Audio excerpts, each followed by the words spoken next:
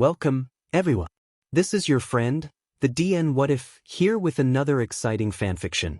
Today, we're diving into the story of What If Deku Wasn't As Pure As Everyone Thought? If you enjoy this video, don't forget to hit that like button and subscribe for more fanfiction content just like this. Now, let's get started with the fanfic. Aizawa was surprised that this was the first time he was seeing it. He had certainly heard about it. Bakugo had made fun of his obsessive stalker nature, Uraraka and Ida had mentioned it in passing, and even All Might had spoken about how impressive it was. Midoriya had brought it up shyly like it was embarrassing, but Aizawa had never actually seen it. Midoriya's quirk analysis notebook. It had apparently fallen out of his bag in his haste to get home. Today was one of the rare scattered weekends where Midoriya would get to go home to visit his mother. Since they built the dorms, they were rather careful about watching their students outside of the school. They staggered when different kids were allowed to leave. They had a pro-hero escort them out and patrol the area the kid would be. The kid would have to check in with the hero at least twice a day. As far as Aizawa was concerned, they were treating the kids like prisoners, but multiple encounters with the League outside the school seemed to be compelling enough evidence that these protections were necessary. It was foolish on Midoriya's part to let an accident like this happen. Now Aizawa would have to wait 3 days to return the thing to him, and knowing Midoriya, it would be sorely missed. What an idiot. He shouldn't be so careless with his things. The notebook wasn't much to look at. For something so highly talked about, you'd think the kid would take better care of it. The cover and pages were burned. The entire thing was water damaged and it smelled slightly of sewage. Midoriya had clearly attempted to cover that with some sort of perfume, though, so the end result had it smelling more like peppermint sewage. Aizawa couldn't help but roll his eyes when he picked it up. On the cover was the words Hero Analysis for the future volume. Of course, the troublemaker had 13 of these. He supposed the amount of trivia Midoriya had about heroes at any given moment made more sense now. With a resigned wariness, Aizawa slipped the notebook into his own bag, content to forget about the wretched thing until Monday. Boredom was a rare enemy in a hero's life, but when it chose to hunt him down, Aizawa was unfortunately weak against it. One of the reasons he filled his days with hero work and babysitting children was because he needed to keep himself busy. He loved and valued both of his jobs, but he was more than aware of how reckless and exhausting it was. He was always tired, and it was noticeable to everyone, enemies and fellow heroes and civilians alike, to the point where he's long since stopped bothering to try and hide it. He always did his job, and he liked to think that people underestimating him because of the bags under his eyes gave him an upper hand. But regardless, the people in his life refused to let him burn out. So on every other weekend, Hisashi and Recovery Girl forced him to take a few days off. The first day of his forced weekends were inevitably spent sleeping for 12 hours, or as long as it took for him to feel alive again. The second day was spent feeling bored and anxious and out of his mind. Aizawa never would admit it out loud, but he tended to be a worrier. He didn't think it was irrational. Everyone in his life seemed to be in constant peril, and it seemed that every time he took his eyes off them, a new threat would emerge or someone would get hurt. The worry was what he considered the most exhausting thing in his life. He lived a life among pro-heroes and children training to be them. Peril was a given part of the job. He knew that when he took it. But he also knew that he worried less when he knew that the people he cared about could take care of themselves. He taught people to take care of themselves. That made it easier. But the worry never went away. And when he was left bored on a Sunday with nothing to break him out of his thoughts, the worry was overwhelming. He tried his best to push it down, to distract himself with other things, but there was only so many entertaining things to do when you had orders to sit at home and rest. He tried to go to the gym on one Sunday, tried to go out and just be normal, but found out the hard way that 1, a hero can't avoid trouble, and 2, you do not disobey direct orders from Recovery Girl. He was basically put under house arrest from then on. To his credit, Aizawa lasted most of the day until he lost the argument he'd been having with himself over reading the notebook. On a day like Friday, invading his students' privacy hadn't even crossed his mind as a possibility. On a Sunday, with his skin itching like it's crawling with ants and the voice at the back of his head insisting that knowing more information about Midoriya would help him teach him better, help him better handle the students' stubborn recklessness, that he'd be doing something productive, Aizawa caved. With adrenaline pumping through his veins or the weight of exhaustion on his shoulders, Aizawa would have done better. But with nothing but worry to occupy his busy mind, he became his own worst enemy. He'd regret it, but he opened Midoriya's dirty notebook. On the first page was an analysis of Death Arms. Despite the damage, it seemed that Midoriya had gone through the trouble of rewriting the words clearly where they had smudged. The pages weren't stuck together at all, implying that Midoriya had carefully blow-dried and separated them. Aizawa silently admonished himself for thinking Midoriya didn't care about the notebook. Obviously the damage wasn't something he intended to happen. Aizawa flipped through the pages, impressed by the drawings and even more impressed by the surprisingly insightful entries. He laughed out loud when he came across a bit on weaponized sexuality. The page was on Empty Lady, but he could easily see it applying to Kayama. He could actually hear her making the same arguments in the back of his head. Midoriya's clinically worded sidebar about it being particularly effective against the sexually inexperienced or those who were easily embarrassed was also worth a laugh because the kid was obviously both of those things. Skipping ahead a bit, he looked for a page on someone he knew. Midway through, in large letters, was All Might's signature. Aizawa sighed and pinched the bridge of his nose. That explained why the kid kept the notebook instead of copying his notes into a different one. Knowing those two, Midoriya could have gotten All Might to sign the next notebook without hesitation. Midoriya could have gotten All Might to sign everything he owned. But that wouldn't have stopped Midoriya from keeping this thing anyway. As far as he was concerned, everything related to All Might was worth keeping. The next couple pages were filled with an uncomfortable, borderline stalkerish amount of information about All Might. Some parts seemed to be written in code. Aizawa didn't recognize the code, and that was fairly impressive because code breaking was among his Sunday hobbies. In case it became useful at work, it has. Aizawa shrugged, figuring those parts were about All Might's secret. It seemed nice of the kid to go to such lengths to hide All Might's secrets. Though the challenge might well tempt villains to try harder to solve it. Aizawa quickly moved past that section, having already read a few notes about things he really didn't want to know about his colleague. The next few pages were on some low-time pro-hero fights, strangely not up to standard against the rest of his entries, and then an entire section on his observations of people he'd seen during the enrollment test. Uraraka made up a pretty significant chunk of that section, and the boy's admiration for her was pretty obvious. It would have been cute if there hadn't been an entire section about her weaknesses and how to potentially beat her in a fight. That was slightly new. Not entirely out of the blue. Every entry had a list of some of the hero's weaknesses and potential downfalls. The villain entrees he had were significantly more focused on fighting them. But that was the thing. This seemed to be the first entry where he turned that thought process was towards someone who would be considered a hero. It was a practical decision. After all, Midoriya would be fighting his classmates in school, and there was a definite moral gray when it came to most pro-heroes. You never know when another hero is going to turn against you. Having their weaknesses thought out was wise for any hero, but reading the notes Midoriya made on damaging his friend's hands made his skin crawl. Aizawa decided to move on from that section. He could talk to Midoriya about it later. A few pages later he found the section on himself. He smirked a little. He could imagine Midoriya's reaction to finding out he'd read it.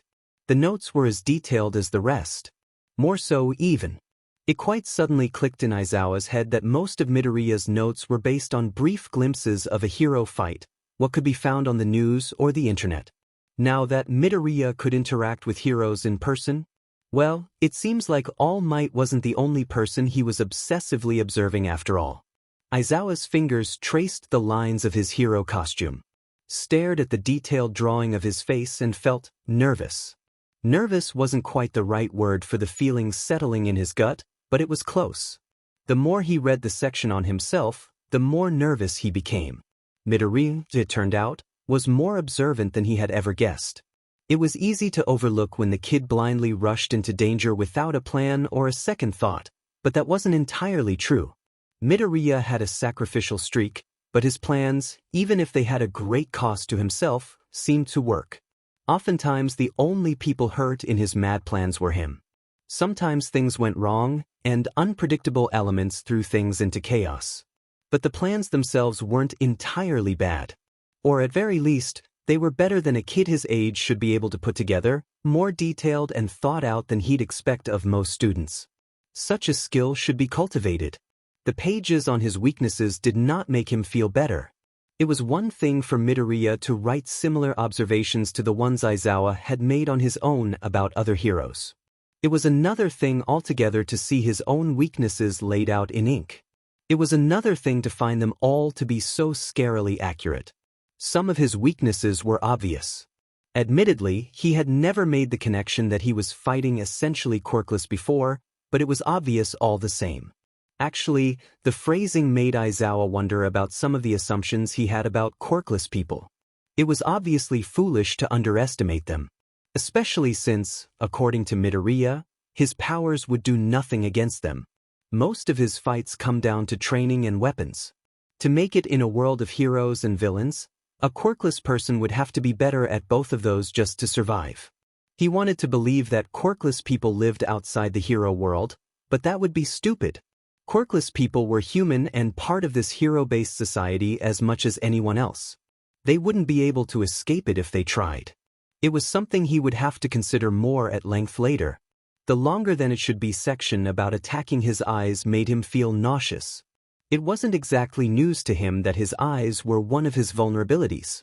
The main reason he wore his goggles was for protection. Midoriya, in turn, wrote an entire paragraph about his goggles, wondering how fragile they were but concluding that the support department likely made them with a very resilient material. A correct conclusion, though Midoriya wisely noted that attempting to break them, especially if resources were in his favor, was a worthwhile venture anyway, because correct or not, it was still an assumption, and if a hero shouldn't put absolute trust in their equipment, why should a villain? The thing that concerned him was that once again Midoriya had proven himself capable of making brutal judgment calls if put into a corner. It almost seemed like his first instinct was the quickest, most brutal route. Those options were written first before the more carefully thought-out plans. It wasn't something he'd expect out of the timid boy. He couldn't fault the logic. Sometimes violence was the only answer that stood between you and death, but the dangerous thing about first instincts is that you often act on them. Aizawa shook the thought out of his head. Actions speak louder than words, and Midoriya's real-life action spoke of an innate heroic instinct. That still didn't stop him from frowning as his weakness page continued on. Midoriya noticed how he favored his right arm because of a previous injury. Midoriya made several plans on how to separate him from his capture weapon. Midoriya. Aizawa frowned. Midoriya wrote a psychological breakdown of him. It wasn't at a professional level, obviously. Aizawa would argue that the section carried heavier notes of cynicism than the rest of his writings, but it was accurate. It was accurate enough that Aizawa was bothered that Midoriya could glean this much information from their brief interactions. The boy had detected his anxiety, knew he had nightmares, pointed out the symptoms of PTSD he had. Midoriya wrote out what he loved and what his moral values were. Midoriya made bullet points on things that seemed to trigger his anger or irritation and stress and fear. And then Midoriya wrote plans on how to use that. Plans on how to manipulate him or plans on how to fly under Aizawa's radar. Aizawa found that at very least, Midoriya clearly didn't know how to actually manipulate people. He had a long way to go before he could just talk his way out of any situation. But Aizawa knew the kid had charisma and this was a start of something dangerous. It all seemed dangerous, Aizawa decided. There was too much information here. Aizawa knew that the journal would only get more detailed and better thought out the deeper he read, because Midoriya had grown significantly as a hero since he first wrote this entry on Aizawa. Aizawa knew that first-hand experience would make a hell of a difference on Midoriya's analytical skills.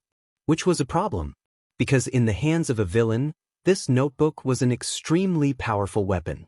If he had dropped the notebook in the street instead of class, his writing could easily be used to kill every hero in here. This was bigger than him, he decided. Aizawa waited as Principal Nedu flipped silently through the notebook the next morning. He had read through as much as he could stand of the analysis notebook the night before and he felt sure that this was the right decision. Midoriya's ideas were dark but realistically effective. Some of his ideas for villain takedowns were ingenious. His ideas for improving school security were fantastic. But Aizawa kept catching hints of something more dangerous lurking within. Midoriya, in all his reckless, borderline suicidal glory, had an utterly ruthless side. So Aizawa went to the principal and hoped that this could be settled. Whether for getting Midoriya counseling or establishing better security, Nedu would have the answers. Finally, the principal gently closed the notebook and smiled at Aizawa. Aizawa felt ice spread through his veins faster than even Todoroki could manage. Nezu's eyes were lit with the gleam of a madman. It was a look of hunger, the kind of look the principal only got when he had a plan forming, when he was solving a puzzle or countering a chess move. It was the kind of look he got when there was information he didn't know and someone was keeping it from him. It was a look that said he would do everything it took to win. It was enough to make Aizawa regret even looking at the notebook. "I'm very glad you brought this to my attention, Aizawa. If you don't mind, I will be more than happy to return this to young Midoriya. I would like to talk to him anyway. Please send him to my office the next time you see him." Aizawa's gut instinct was screaming at him over how bad this was. He felt like he was feeding Midoriya to a lion. He trusted Nedu, but he also knew the man was dangerous. If Midoriya's notebook had gotten his attention enough to put that look in the creature's eyes, Aizawa had no idea what would happen. "Yes, sir," Aizawa said, keeping his face carefully blank. He didn't know what was going to happen, but he trusted Nedu. He had to remind himself of that almost like a mantra. He trusted Nedu. It would work out. A few hours later, a pale-looking Midoriya returned from the principal's office looking as though he was going to puke. Aizawa didn't entirely blame him. "Are you okay, Midori Dash?" Midoriya bowed and held out a piece of paper, still looking as though he'd just gotten off a bad roller coaster ride. "He told me to give this to you." Aizawa took it, figuring it was a pass, and sent Midoriya to his seat. After setting an assignment, Aizawa glanced back at the note. Aizawa. On Tuesdays and Thursdays Midoriya Izuku will be excused from History of Heroics to take personal lessons with me on analysis. I'd appreciate if you only talked about this with the relevant teachers. Thank you again for letting me know of his potential. Principal Nedu. Suddenly, the sick look on Midoriya's face made sense. Aizawa felt like he was going to vomit too. This was worse than bad. Principal Nedu had decided to take on Midoriya as a personal student.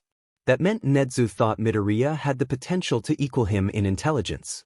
That meant Nedu was going to train Midoriya to be more ruthless, to be even more of a manipulative genius. It meant that Midoriya Izuku, a boy with the power of all might, was also going to have the intelligence of the super genius Nedu. That meant that Midoriya Izuku had the potential to become completely unstoppable. Aizawa looked at the student, who at the moment was whispering to his friends. Uraraka gasped and began shaking him back and forth in excitement. Ida was doing his patented hand-chopping motions trying to get them back on task. This motion seemed to push Midoriya over the edge and he puked down his front, much to his friend's concern and his own embarrassment.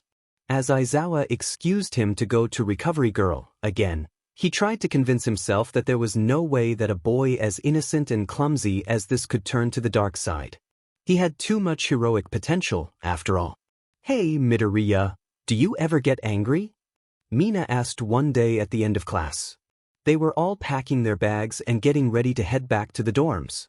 Of course, everyone in the immediate area perked up at that. The alien queen was known for asking the hard-hitting questions, after all. "Yeah," Midoriya said like it was a question. "Really?" Uraraka said curiously. Naturally, like Mina, she couldn't think of a time of seeing him angry outside of being in immediate danger. Midoriya looked puzzled. "Yeah," with even more of an upward inflection. He couldn't seem to understand everyone's slightly baffled looks. Several questions were asked in unison. "When? About what?" Really, the classroom got really loud for a moment, which motivated a sleeping Aizawa to throw a chalkboard eraser, pun probably intended, across the room to shut them up.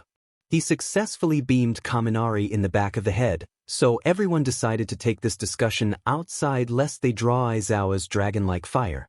Their escape successful, all eyes were quickly turned back towards the green-haired boy who seemed to shrink under their attention. Their fairly large group seemed to draw the attention of their other classmates, so the group only got bigger. Close to the entire class was around them now, with the exception of Tokoyami, Kuda, and maybe Hagakure. No, wait, there's the floating uniform. Well? Mina asked eagerly, as soon as they were out of the classroom.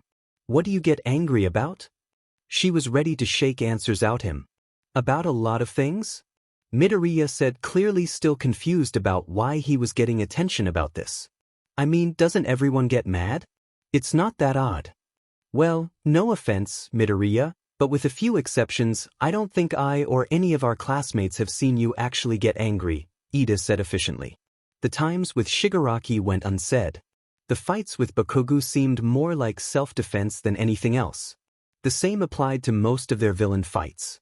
But in all other instances, Midoriya seemed to have an endless amount of patience and kindness. Midoriya laughed a little at that. Of course you've seen me get angry. How could you not? Name one time you've gotten angry, Kirishima said with a fond grin. Mina expected Midoriya to stutter to a stop as he couldn't think of anything, as was his adorably nerdy way, but nope.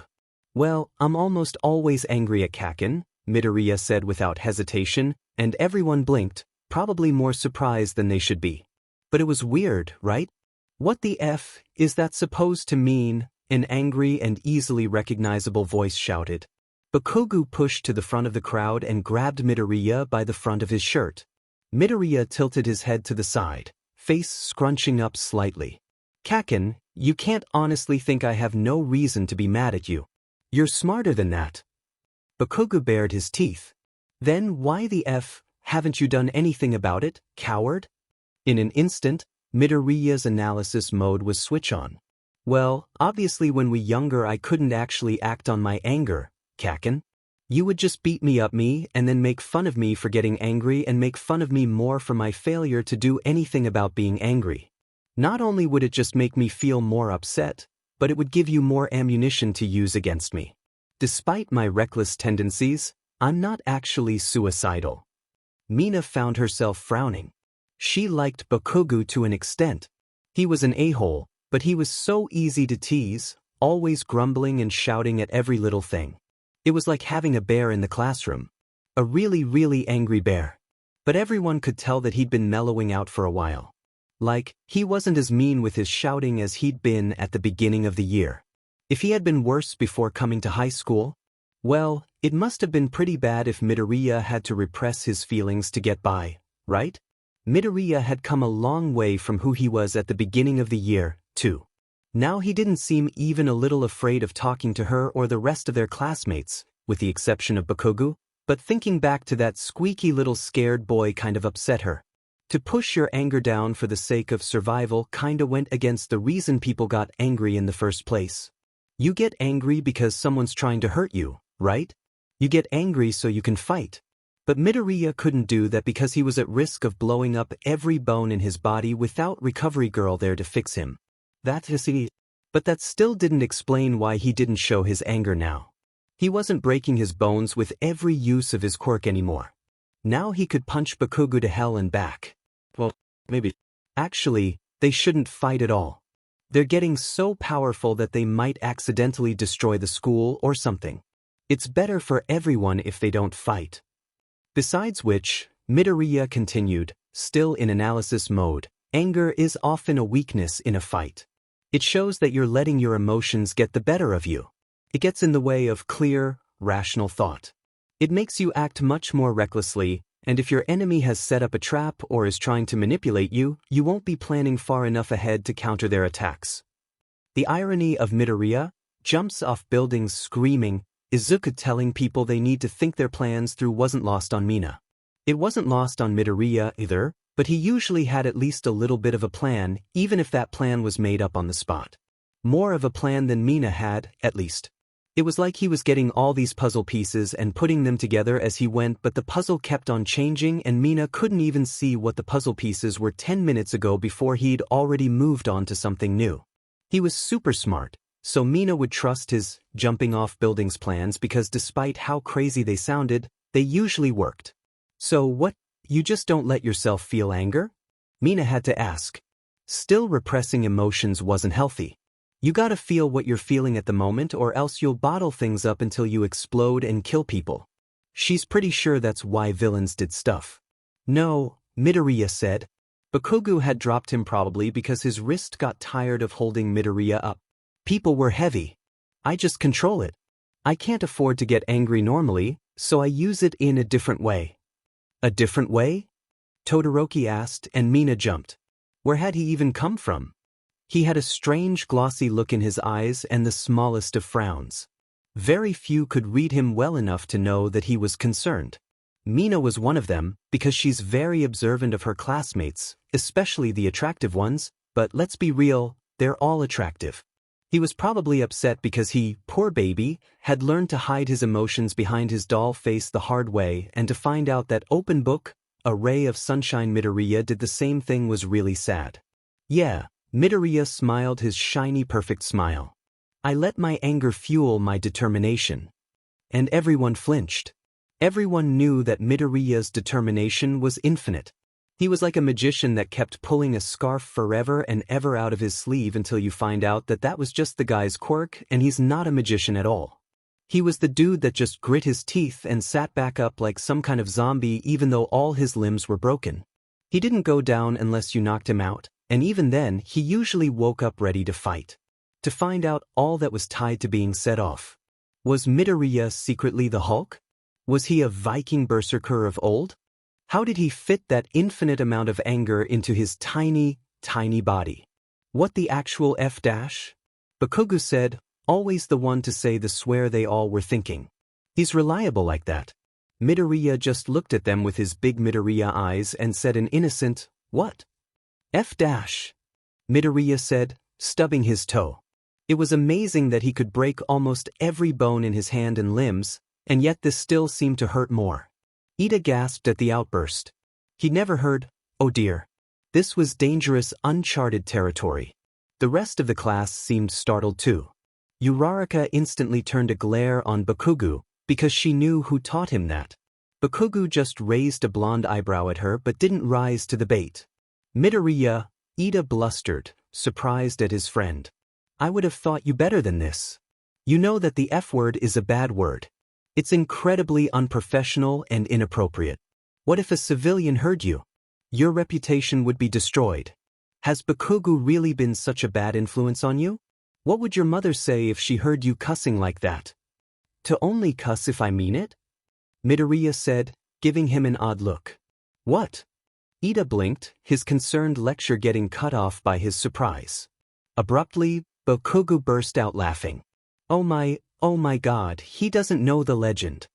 Bakugo pointed a mocking finger at Ida and just kept on laughing and laughing. He held his stomach and his cheeks were rosy and he had an actually nice smile on his face. Needless to say, everyone in the room, with the exception of Midoriya, were terrified. They had never seen Bakugo laugh like this before, and it was almost cute but also definitely a sign of the apocalypse. She's a legend now? Midoriya asked, eyes wide and excited. Bakugo just laughed harder, looking like he was beginning to struggle to breathe. Now, Bakugo, Ida tried to control the situation. He could tell that Bakugo was laughing specifically at him. This is hardly appropriate dash. Midoriya's mom invented swearing, you F nugget? Bakugo cut him off. The fact that you don't know that just goes to show how cultured your prissy rich kid school really was. Kaken, don't call Ida F nugget. Now, I hardly think it polite for you to insult Midoriya's mother like that, Ida said sharply. No, he's right. Midoriya agreed easily. My mom is very good at swearing. Taught me everything I know, Bakugo said proudly, drawing concerned looks from the entire class. And yet you choose to ignore the most important rule she taught us, Midoriya said pointedly. I swear often because I always mean it, Deku. Bakugo growled back, but it was a rare, almost playful moment for them. It was almost like Bakugo liked Midoriya's mom more than he hated Midoriya. That alone made her a terrifying woman. What does he mean by that, Deku? Uraraka asked, eyes narrowed and wary. Midoriya's eyes sparkled, and he went into teaching mode. The first lesson of swearing is that you do it sparingly. Only swear when you absolutely mean it. Midoriya spoke as though he was reciting facts out of his analysis notebook. Because the very purpose of swears is that they're words you don't say. If you swear too often, then the words start to lose their power. They become just like any other word. But if you never swear and you only let a cuss loose about something important, then there's a much bigger impact. Most of his classmates shot looks at Bakugo when Midoriya said not to swear too often. Bakugo scowled. "You're leaving out the most fun part, Shirtweed." Midoriya rolled his eyes. "There's more than one lesson, Kaken." "Well, get to the most important one." That was the most important one. Ida watched with something akin to horror as his classmates casually discussed how to properly cuss. He tried to cut in again. "I hardly think it's appropriate to swear at all." Ashido and several other classmates shushed him. Midoriya and Bakugo ignored him, still caught up in their argument. "Look, the most important part of swearing is chain cussing," Bakugo said, getting impatient. "It's when you cuss a lot in quick succession while insulting someone. It involves the most creativity and improvisation skill. Obviously, anyone can drop an F-bomb, but if you really want to take someone to the bank, chain swearing is the way to go. For example, Deku, you're a dash." And then Bakugo let out the most horrendous paragraph of swearing Ida had ever heard. Worse than anything Ida had ever heard him say before. Ida felt the blood rush to his face and felt a wave of moral outrage. They're supposed to be heroes. They were supposed to set an example. This was hardly the example they wanted to set. Midoriya grinned back at the delinquent as though he hadn't been told he had various animals in his butt. "That was pretty good, Kaken." Midoriya said, something dangerous glinting in his eyes. "But you're a dash," and Midoriya let out a chain of swearing far darker and worse than the last. It had a plot. It had bad puns. When he finished, Midoriya, his eyes still held that bright spark. Bakugo was smiling ferally at him. Ida had to resign himself to the fact that this little fight was going to keep going. He didn't know how to stop them. "Legend?" Ashido asked. "Legend." Denki agreed. The swearing battle went on for the rest of their free PRD and partially into Present Mix class. Present Mike had taken one look at the argument and decided to record it rather than teach. Though he did ask them to try to add English swears. Ida needed an aspirin. Panic attacks were part of Shinsu's life. He's been having them since the first kid called him a villain all those years ago, and he doubted they were going to stop anytime soon. Usually he only had them at night. A mixture of night terrors and bad thoughts lining up to filling him with the kind of anxiety that closed his lungs and crawled up his skin. It was almost always one thought, screaming over and over again, always trying to provide proof against his stubborn resolve. What if they're right? You thought about hurting them. You could have killed them. You want to kill them. You can. At any moment you can. It's not hard. You only have to slip up once, and when you do, the thoughts fill his head with white noise until it feels like he's the only person in the universe. People surround him, try to talk to him, even touch his arm or his shoulder, but he can't hear them over the white noise. He can't focus with the sharp feeling in his lungs. So he runs. He always runs. He was in class for this one. Now that he'd left, it's hard to tell where he was. He just needs to find a small corner to hole up in. He'll let the attack pass and then he can return to life like nothing happened. He sees Salvation, a janitor's door, and he doesn't hesitate to go through the door and slam it shut behind him. "Wait," a small voice said, and Shinso freezes. There was someone here. Shinso recognized him instantly. It's Midoriya Izuku, the little green-haired boy he fought in the sports festival. The one who somehow broke from his mind control even though nothing and no one broke him free. He just did it on his own, and while Shinso found that impressive, he also found it terrifying. The boy had never been much to look at. That was one of the things he'd hated about the boy. He got in riding the coattails of his quirk rather than working at it the way Shinso had to. It made him sick. Now, Midoriya looked even worse. His eyes were ringed red with tears and he seemed even smaller than usual, like a grade schooler. He was sitting on the floor, his knees drawn up against his chest. And his breathing was uneven. "The door locks automatically," the boy said with regret. Shinso jolts, and this did not help the panic attack he was having. He whirled and tried the doorknob. Stupid, stupid. It was locked. He was trapped with the strange boy he only knew from a fight. Shinso dropped to the floor and just gave up. Let the panic consume him. Self-loathing was a hell of a drag, and it just devoured everything. His brain was screaming insults through static that filled his thoughts and his limbs, and everything felt wrong. His heartbeat thundered too quickly. Villain. He can't breathe. Stupid. He's cold. Monster. He feels like he's dying. Then just die. Someone touches him. More firmly than his classmates. It's grounding somehow, more real. He still feels like his skin is full of buzzing bees. He still has to struggle to force air into his failing lungs. Then a voice is calmly instructing him on how to breathe. Counting, making him slow down. Focus more on the numbers than the bad thoughts. Reality slowly settled in around them. Shinso was hit with the typical wave of exhaustion. He knew he couldn't sleep here, but he was drifting off anyway. Stupid brain. He couldn't sleep when he wanted to, but the moment he needed to stay awake, sleep was knocking him out with a hammer. He prayed nothing bad would happen. An hour later, Shinso woke up and he was still in a closet. Now, he had a bad crick in his neck and a headache. He was still absolutely tired, and he knew the door was probably still locked. He also found Midoriya was also still locked in the room with him. The boy was asleep, like he had been just moments ago, and Shinso was struck again by just how small the kid was. The boy was curled into a ball, as if intentionally making himself smaller, his messy green hair falling in his freckled face. He was disarmingly cute, and Shinso often wondered how someone so tiny could hold so much power. He tried to remind himself of the power's weakness. He had wondered while they went through the festival how Midoriya could be arrogant enough to avoid using his quirk. He found out when he watched the boys fight against Endeavor's son. What kind of power broke the user's bones? Shinso couldn't really hold Midoriya's lack of control against Midoriya himself. Midoriya, against all odds, seemed to be a decent person. The boy hadn't held Shinso's quirk against him and even tried to cheer him up after he lost. And Shinso knew that were he in Midoriya's shoes, he'd definitely hesitate to use and train a quirk that broke his limbs as a side effect. If anything, Shinso decided, looking at the tiny form of a sleeping Midoriya, he hated the system more than he hated the boy. It's unfair that someone whose powers are a hazard to everyone around him, including himself, got into the hero course before Shinso, someone who had almost obsessive control over his own powers.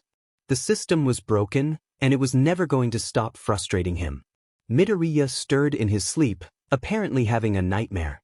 Shinso's debate of whether he should wake the kid up was solved when the boy jolted up, looking slightly panicked. Once his eyes landed on Shinso, he instantly seemed to relax. Shinso frowned at that. "Hi, Shinso," the boy said in a small voice. Shinso just stared at him. "How?" Shinso asked slowly. "How are you relaxed? How do you know I didn't control you?" Midoriya blinked owlishly at him. "Because it feels completely different. Unless you can order someone to go asleep, then I guess I wouldn't know the difference." Midoriya suddenly looked eager. "Can you order someone to go to sleep?" Shinso leaned back, amused to anyone looking at him that eagerly. "I don't know," he muttered. "I've never tried." "Why haven't I tried that?" Shinso wondered. It was a very good question. One he should have asked before. It was stupid of him to have never tried it. If he knows his quirk so well, why hadn't he tried it? Midoriya, for his part, had gone off on a strange muttering rant. Listening in, it sounded like the boy was going through all sorts of uses being able to put people to sleep had. It was kinda creepy. "Midoriya, what are you doing here?" Shinso asked, struck by what a weird situation this was. Midoriya looked up at him with bright, innocent eyes and didn't hesitate to reply. "What do you mean?" Shinso stared back, caught in the sparkling green. "Why were you locked in the closet when I got here?" "Oh," and the boy's face fell. There was something uncomfortably familiar in his expression. "Same reason as you, I guess. You were having a panic attack?" Shinso asked skeptically. From how cheerful the boy always acted, he didn't seem the type. "Yeah," Midoriya nodded sheepishly. "Why?" Shinso asked, and immediately felt like a hypocrite. It wasn't like he understood why his panic attacks happened. They just cut him down randomly and made everything too much, and yeah, maybe they sometimes had triggers, but that didn't mean he knew why they happened. Midoriya, understandably, looked uncomfortable. He went back to hugging his knees and looking as small as possible. You don't have to answer that, Shinso said as the guilt attacked him with a knife. Midoriya hid his face between his knees for a moment. Shinso could have sworn he was blushing, but when he looked up again, Midoriya's eyes were filled with a quiet determination. I didn't have the chance to talk to you about it at the sports festival, Midoriya said carefully. I wanted to. But then too much time passed and it seemed hollow or like an excuse. I didn't want you to think I was looking down on you. Shinso met Midoriya's bright green eyes. It felt strange. For all its intensity, the moment seemed almost. And I was bullied too, and Midoriya said it as though the words weighed 1,000 pounds. Shinso stared back, still caught in Midoriya's gaze. He knew the boy wasn't lying, but he didn't know how to respond. So for a long moment, silence just stretched between them. Midoriya broke it first. Sorry, I know it's not the same. No one ever called me a villain for my quirk. I was just a useless Deku. It's probably not as bad as what you went through. It's rude of me to assume useless. Shinso interrupted. Midoriya winced and drew into himself, shoulders haunching near his ears. He nodded earnestly. Shinso suddenly felt overwhelmingly stupid. Why hadn't he thought of that? Of course the same assholes who made fun of him for being a villain would make fun of the kid who couldn't use their quirk. Of course Midoriya was bullied. Shinso was such an a-hole. He'd never bothered to think about Midoriya's perspective. He just jumped to conclusions and made assumptions because he saw a powerful quirk. He was almost as bad as those bullies he grew up with. Heck, probably worse because he knew better. Shinso, Midoriya ordered in a firm voice, breathe. Shinso hadn't even realized he'd started to hyperventilate. Why was his brain such a piece of shit? Naturally taking a deep breath started a coughing fit because his lungs weren't over his panic attack and his entire chest hurt. Midoriya had moved into his personal space to rub calming circles on his back. When he could breathe again, Shinso became hyper-aware of how close Midoriya was and how personal this all was. He was also aware of how ill-equipped he was to handle this. People didn't get close to him. People didn't bother understanding him. People didn't help him. They feared him and they ignored him unless he made them pay attention to him. Midoriya wasn't people. Midoriya seemed to break every rule put in front of him, and then some. So now Shinso had to deal with whatever this was. Sorry? Shinso was pretty sure apologies weren't supposed to be questions. There's nothing to apologize for, Midoriya said helpfully. Like I said, I know the feeling. It's really scary, huh? Makes me wish I was braver. That's absurd, Shinso snapped automatically. It was funny how easily the rude things came out.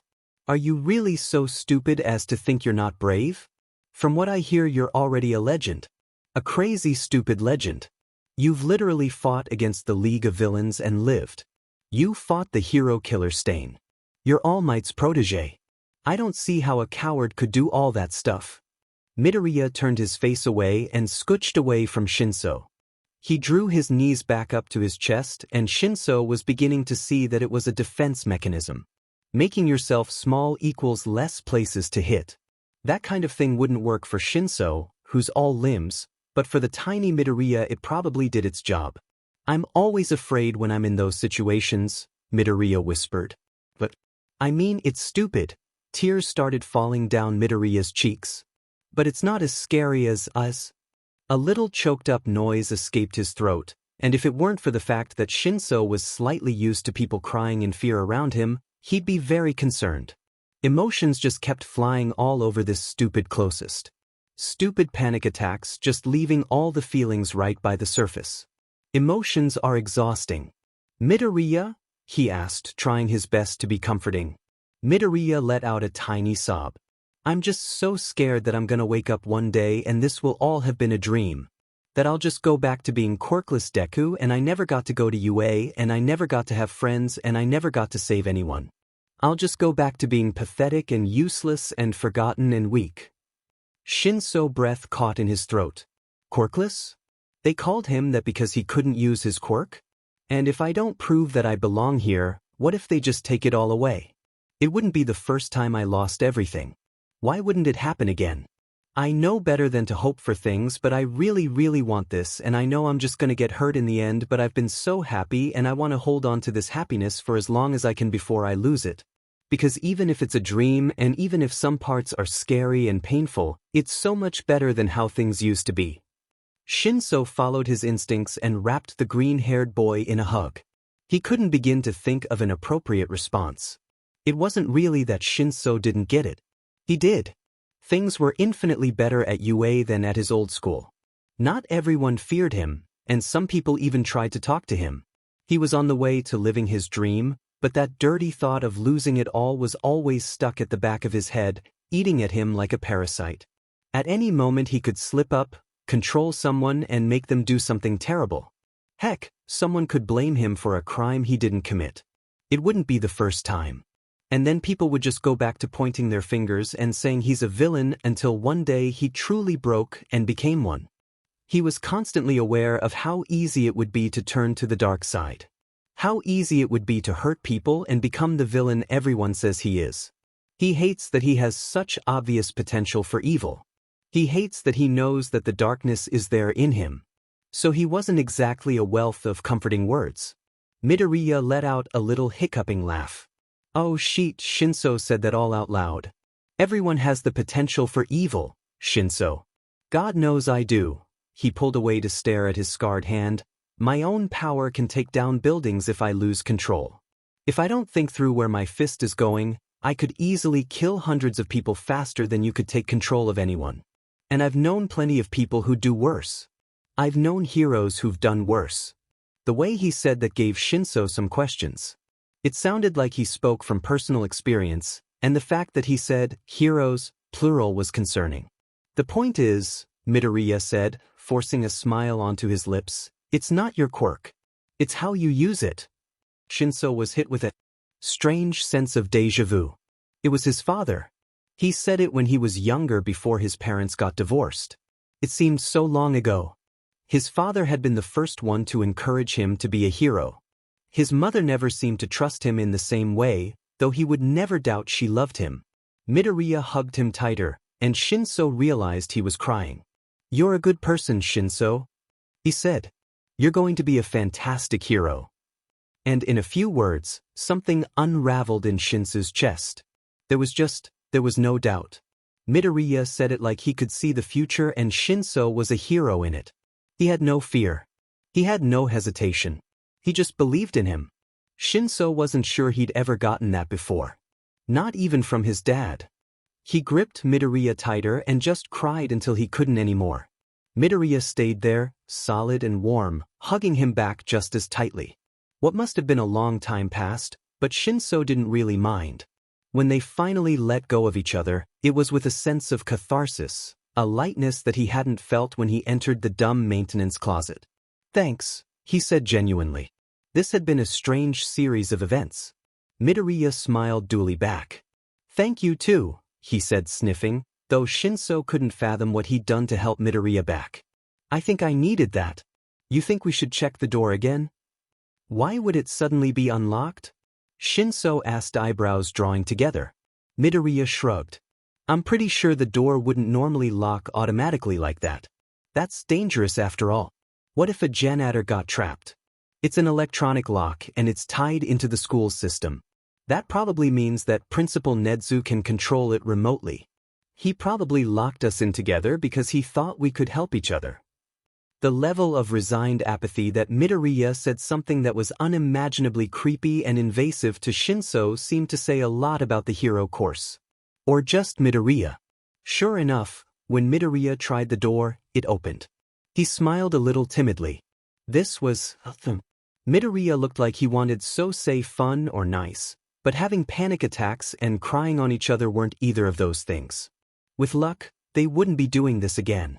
Yeah, Shinso said simply.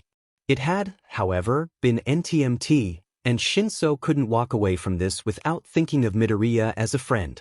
I'll, see you around? For a moment, Shinso wondered if Midoriya would feel the same way. He didn't doubt for long when Midoriya's face lit up like the sun. Yeah. We could eat lunch together or, hang on dash, Midoriya reached into his pocket and pulled out his cell phone. We could text if you want? Shinso raised an eyebrow. You had your phone that entire time? Midoriya gasped and started flailing and berating himself. Oh my god. How could I not have noticed? We could have gotten out much earlier if I just checked my pocket. Why didn't I check my pocket? Shouldn't that have been the first thing I checked dash? Shinso laughed. It's fine, he said, surprised at how easy this felt. I think we both had some stuff on our mind. Shinso took Midoriya's phone and added his number. Text me later? Midoriya blushed. Yeah. He unleashed that smile on Shinso again, and Shinso felt a feeling of warmth spread through him. He had a friend, a real friend. With a cheerful goodbye, Midoriya rushed off to explain his absence to All Might, and Shinso started towards the bathroom to wash his face before returning to his own class. It wasn't until he glanced in the bathroom mirror a few minutes later, water still dripping of his face, that it struck him just how easily Midoriya cut through all his defenses. Yeah, he'd been having a panic attack. Yeah, he was more vulnerable than usual, but in a few short hours Midoriya had obliterated a piece of lifelong cynicism that lived in Shinsu's heart and replaced it with himself. The ease at which Midoriya had just inserted himself into his life and attacked the roots of a few of his biggest problems was startling. In a few short hours, Midoriya had earned his loyalty like it was nothing. Shinso shook his head. Villains didn't stand a chance against that guy. If there was one thing Bakugo Katsuki was beginning to hate about his job as a FING hero in training, it was all the FING Fruit Loops that decided it was a good idea to kidnap him. He wasn't even out of high school yet, but here he was, strapped to a table, quirk temporarily disabled. You'd think the fuckers would know by now not to F with him, but no. They had to be FING idiots. To make matters worse, they kidnapped Mother FANG Deku too. It was like they had a freaking death wish. Yeah, sure, grab two of the strongest kids in class. That totally isn't going to get you murdered later. Sheet, the only thing stopping the fucker from getting murdered now was the FING anti-quirk serum, whatever he injected them with. When it wore off, that dude was FNG dead. In the meantime, Bakugo would have to deal with Deku's stupid face. If the kid's eyes didn't hold the spark of determination, which apparently is Deku for, I'm set off, Bakugo was pretty sure the dumb kid would be sobbing his eyes out. Which was obviously the last thing anyone in the room wanted. The FNG Fruit Loop was still monologuing. Hey a-hole. Bakugo said, losing patience. Cut to the FNG chase. Yes of course, the creepy dude smiled. There's that famous temper of yours. It's not quite so effective as my son's. You can't quite pull off the scary eyes, but your attempts are cute. You and if your son. Bakugo shouted. I thought we were getting to the point, Deku interrupted, shooting him a warning look. The point? The villain asked and laughed. You don't honestly think I'm actually going to tell you my plans? That would such an amateur move. I've learned that lesson. No, I'd much rather keep you in suspense. Then why the F were you monologuing? Obviously because he likes to hear himself talk, Deku replied sharply. The villain smirked and went and grabbed Deku's face with his sleazy hand. You, he said fondly. I like you. The villain turned toward Bakugo now and also went to touch him, but Bakugo turned his head away and attempted to bite him. Deku took that opportunity to successfully bite the fucker himself, and for a change Bakugo felt proud of his childhood friend. The Fruit Loop hissed and pulled his hand away, revealing that his blood was a creepy acid green. Be that way then, the villain said. Coldly. Then he smiled. I hear that you children were childhood friends. Let's play a game. The villain moved off out of their line of vision, and when he returned, he had a cart of tools obviously meant for their torture. Some of the tools, Bakugo didn't even recognize. A few were glowing acidic green like the man's blood. We're going to test your friendship and heroic mettle. I will torture one of you until you cry out. When you cry out, I will switch to torturing your precious friend. The longer you take to scream, the longer your friend will be safe from me. Doesn't that sound fun? F you. Bakugo was startled when Deku said the words in unison with him. The villain grinned evilly. I think I'll start with you. He pointed the scalpel at Bakugo. If there was one thing Bakugo hated about his profession, it was that he had to deal with FING torture. He was 15 years old, almost 16, and yet some sick fuckers thought it was okay to intentionally inflict pain upon him? Bakugo liked to think he had a pretty high pain tolerance. He was stubborn and calloused and angry enough that he wasn't going to let a guy like this JRK him around. He'd experienced plenty of pain. His own explosions wore at his skin and bones and ears. He worked out and knew what it was like to have every muscle in his body hurt. He could take a punch. He could stand back up after an injury. He knew what it was like to have everyone against him and still come out on top. As it turns out, he still underestimated what actual torture was like. His stubbornness held out for a while, but most of his instincts were geared towards escaping and retaliating against pain, not actually tolerating it. The ache of muscles and the sting of blisters didn't really stand up to having actual knives stuck in his body. It felt like hours until he gave in, but really he had no way of knowing. Time seemed to move slower when all you could focus on was the breaking of your fingers' bones and the sting of cut after cut after cut. His throat made the noise against his will and the villain looked so satisfied. If the freak wasn't going to die before, he definitely was going to die now. But despite himself, Bakugo felt a wave of relief when the man moved away. He didn't expect it to last long. Knowing Deku, the fucker would be back on him in a heartbeat. Crybaby Deku, the weakling, would barely get a knife in him before screaming and turning the Fruit Loop back on him. If not for his pain tolerance, then for some petty revenge from their childhood. He could only hope that he didn't go insane by the time the heroes showed up. Deku was stubborn, but he also cried about literally everything. Asking him not to scream was like asking him not to be a nerd.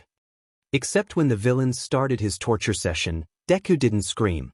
Instead he stared at the ceiling and pressed his lips into a grim, determined line. And Bakugo watched. In some ways, watching someone get tortured was worse than getting tortured.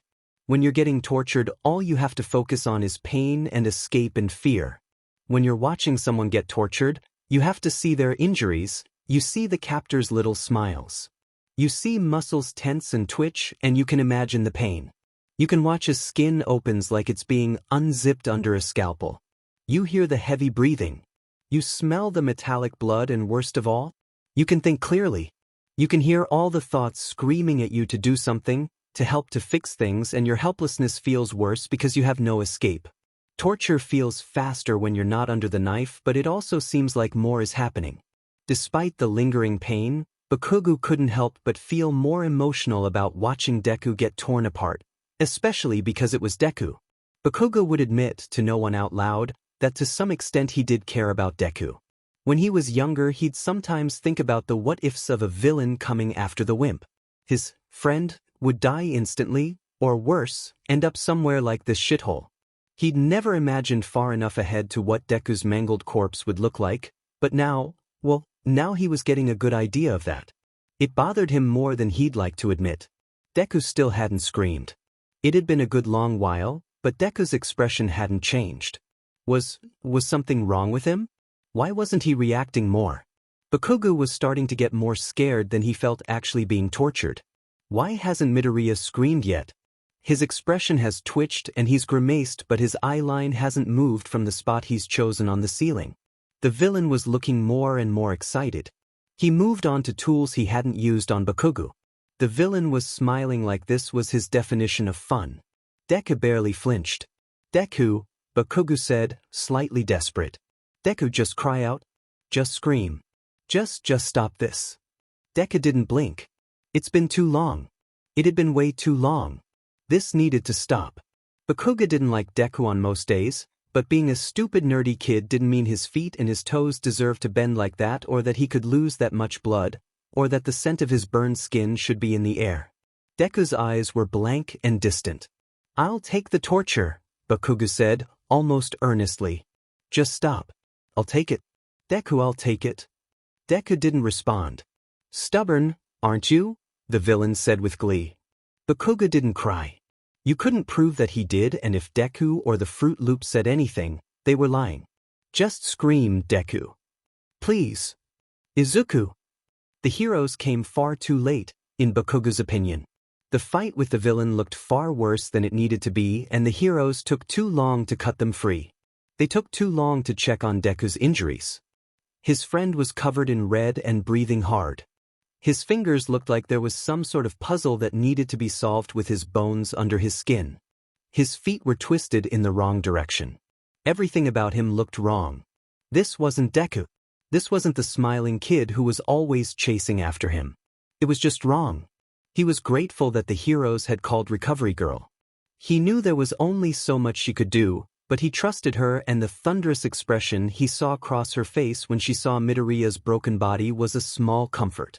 Oftentimes he felt alone in his anger, but this was something everyone could be mad about. He wasn't alone in his anger at all, for a change. Bakugo hadn't seen Aizawa get this said since the Kamino Ward incident. All Might couldn't even do anything, and he looked like he was going to burn down everything the villain loved and cared about. Their classmates, who had shown up because of course they showed up, were an even mixture of crying and sad. For Ai's hands were shaking and his eyes were burning with a fire Bakugo hadn't known him capable of. Round Face was smiling, but it was a creepy sadistic one, like she couldn't wait to blast the villain into space. He'd help. But then everyone else kept insisting he go to sleep and get himself healed. Kirishima was crying all over him. But Bakugo wasn't going anywhere until stupid FNG Deku woke up and proved he was okay. They got lucky in the healing department, it turned out. Recovery Girl couldn't heal Deku completely without possibly putting him in a coma, but some snowy-haired BSTRD, who came in with the rest of the pro heroes, had a solution. He turned out to be the son that the Fruit Loop had talked about, though Frosty made it perfectly clear that he hated the guy and wasn't literally his son. Fruit Loop was just delusional. Big surprise. Anyway, dude had a weird healing crystal that he said was really rare and in short supply. Of course, he'd just give it away to Deku for free because he didn't need it for anything. When Bakugo said this out loud with all the attitude he could, the BSRD with scary eyes said, "I'm not going to let a 15-year-old be permanently disabled when I can help. So shut up." Bakugo did shut up, not because Snowhead told him to, but because the words permanently disabled were ringing loudly in his head. It seemed lucky and a little too convenient that the crystal worked, but Bakugo wasn't complaining. Deku's bones seemed to snap back into the right spots. His skin sewed itself shut and he briefly glowed a pale blue. He did wake up, gasping and staring around like he just had a nightmare. He was covered in a ridiculous number of new scars, but he was whole. He offered a timid smile to all his friends, who instantly swarmed around him and flooded him in their tidal wave of concern. More people were crying now, and it was obnoxious. Deku, what the F dash? Stupid fat tears were rolling down his own face, but Bakugo would destroy anyone who dared comment on them. Why didn't you scream? We could have shared the pain. Why didn't you just effing tap out? Deku looked up at with wide wet eyes. The nerd had already been crying from being surrounded by friends and also probably as a side effect of being tortured for several hours and managing to get away unscathed. Huh? He asked stupidly. Bakugo grit his teeth. That BSU would have tortured me if you screamed, but you even decided to act like a effing martyr and did nothing for hours. What's the matter with you? What if you died, you stupid F dash? The rest of their classmates were wise enough to look away from his now genuine sobbing. Yeah, they better run. Fuckers. Oh. Deku had the nerve to look guilty. I kinda zoned out. I read about a way to meditate so you can dissociate from pain during torture or injury. It's not great in an actual fight, but it's useful when you're getting beat up or immediately after you get an injury. And you know I've always had a really high pain tolerance. Izuku ended with a little smile. The kind that he forced onto his face when he didn't want to worry anyone. Bakugo just stared at his childhood friend. His mind brought up all these little moments where he'd beaten Deku into the ground and Deku just seemed to go completely limp, not fighting, not doing anything. He had practiced doing this. Bakugo had given him that practice. Bakugo turned his head and puked off the side of his gurney. He, unlike Deku, didn't get a magic healing crystal and was still injured, and he had had a really shitty day, so F anyone who tried to make snide or patronizing comments about it. We'll talk about this later, Aizawa said to Deku quietly. He seemed just as bothered that Deku needed to know how to dissociate in the first place.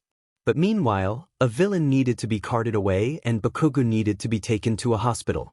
Deku was being taken too, for obvious reasons, and that meant that the rest of their class would be coming too. Fan-freaking-tastic. Bakugo fell asleep on the way to the hospital. His last thought as he drifted off was, at least he's okay. Ida Tensei resisted the urge to collapse to the ground and go to sleep. When he took the boy on as an intern, they had told him he was a handful. Literally everyone who had ever had the pleasure of working with Midoriya had told him this. Aizawa, All Might, Gran Torino, even Tenya had all said that he attracted trouble. But had Tensei listened? He'd been taken in by those bright green eyes and now he was paying for it. He could hear the other heroes laughing at him now. He'd been given the Deku experience and he hated it. Are you okay? Asked the deceptively cute gremlin. Tenya and the youngest Todoroki, Shudo, stood slightly behind him, having joined his agency for their next internship, too. Walking over were Fourth Kind and his intern Bakugo Katsuki. Everyone looked worse for wear from the villain fight they'd just been through. Tensei pointed a finger at the green-haired monster. 20 fights, he said. In less than 2 weeks. Midoriya looked guilty, and Fourth Kind gave him a disapproving look. Tensei ignored it. 20 fights. He repeated. In less than 2 weeks. That has to be some kind of record. I don't think that this kind of thing has been recorded for interns, but it should be because you just set the record. Midoriya bit his lip, looking self-conscious but not really sorry.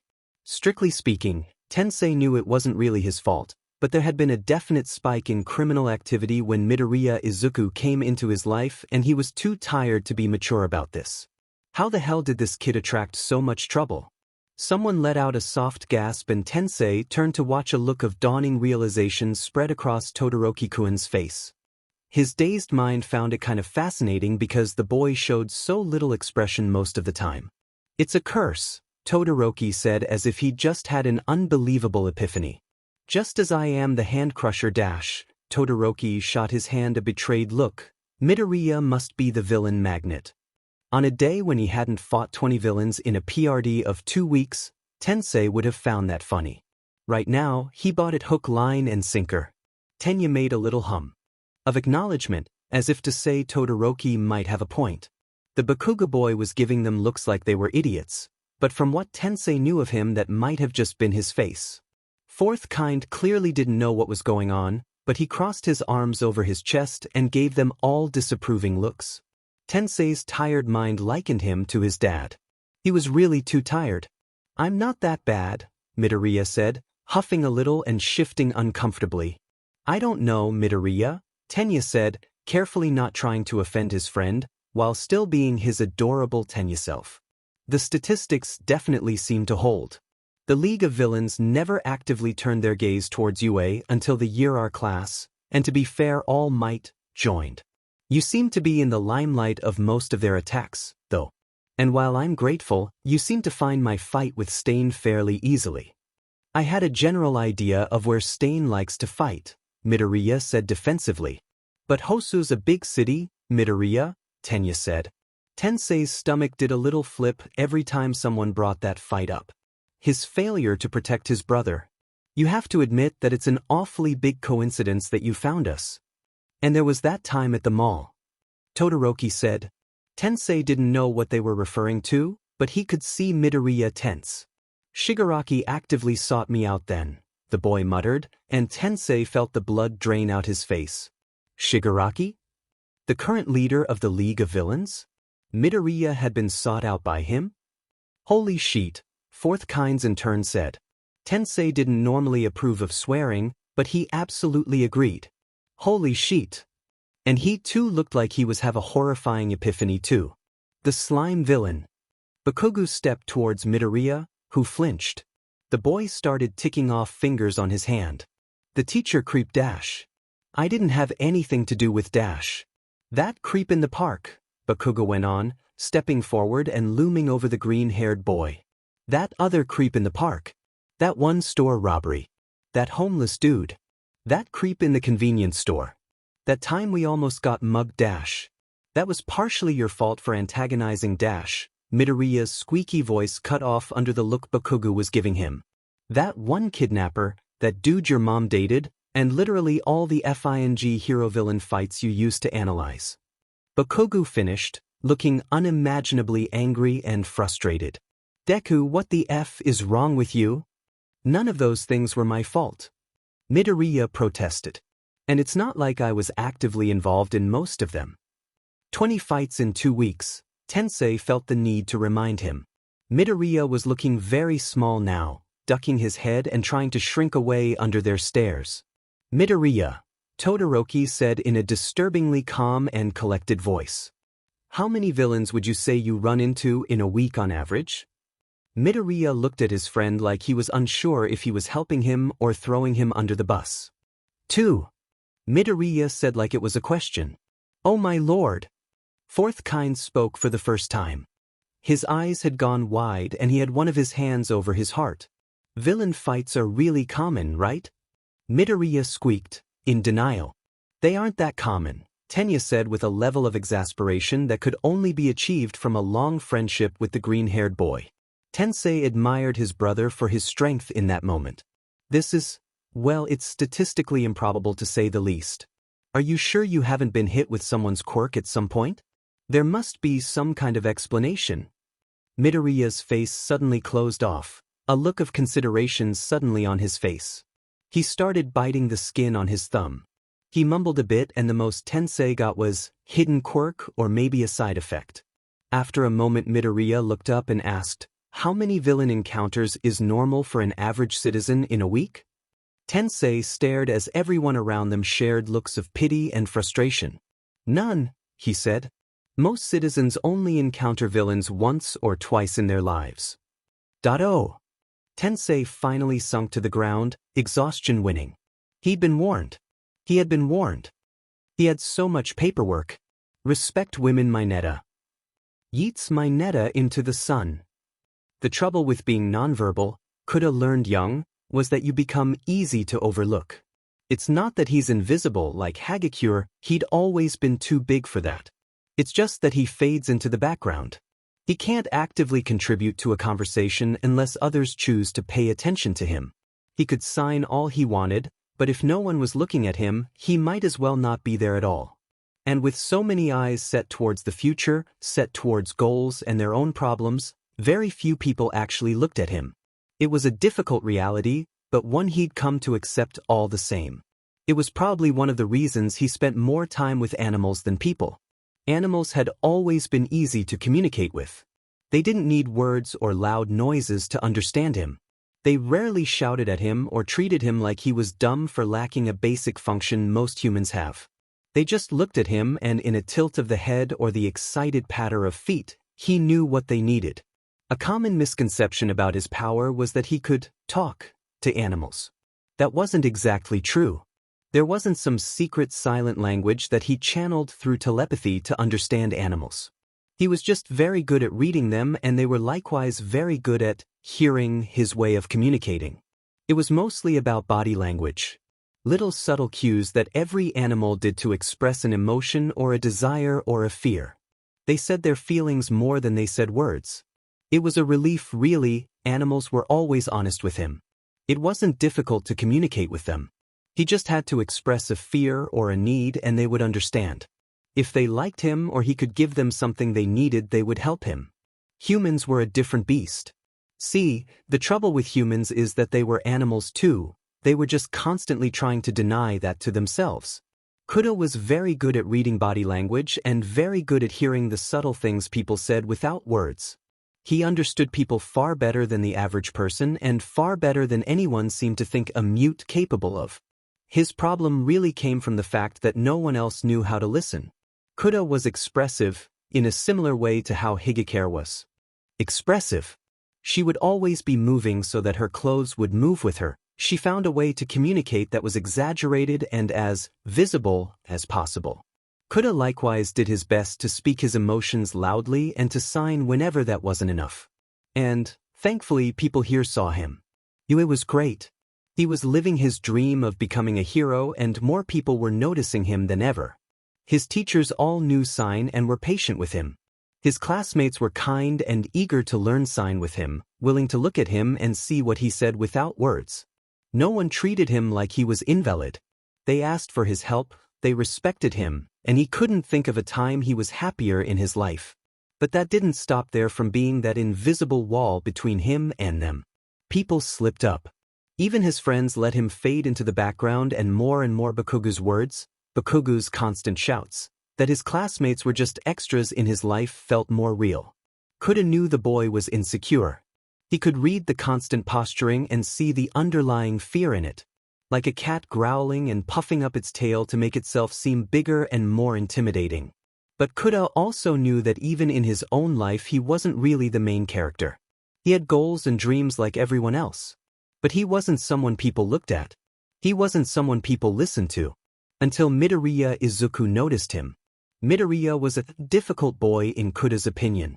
His body language was open and loud and almost always honest, even if his words weren't. Kuda found that somewhat refreshing, especially when compared to Todoroki, who was always eerily still and uncommunicative. Kuda sometimes caught glimpses of fear and caution, which made the boy slightly less creepy, but still, Todoroki gave very little away.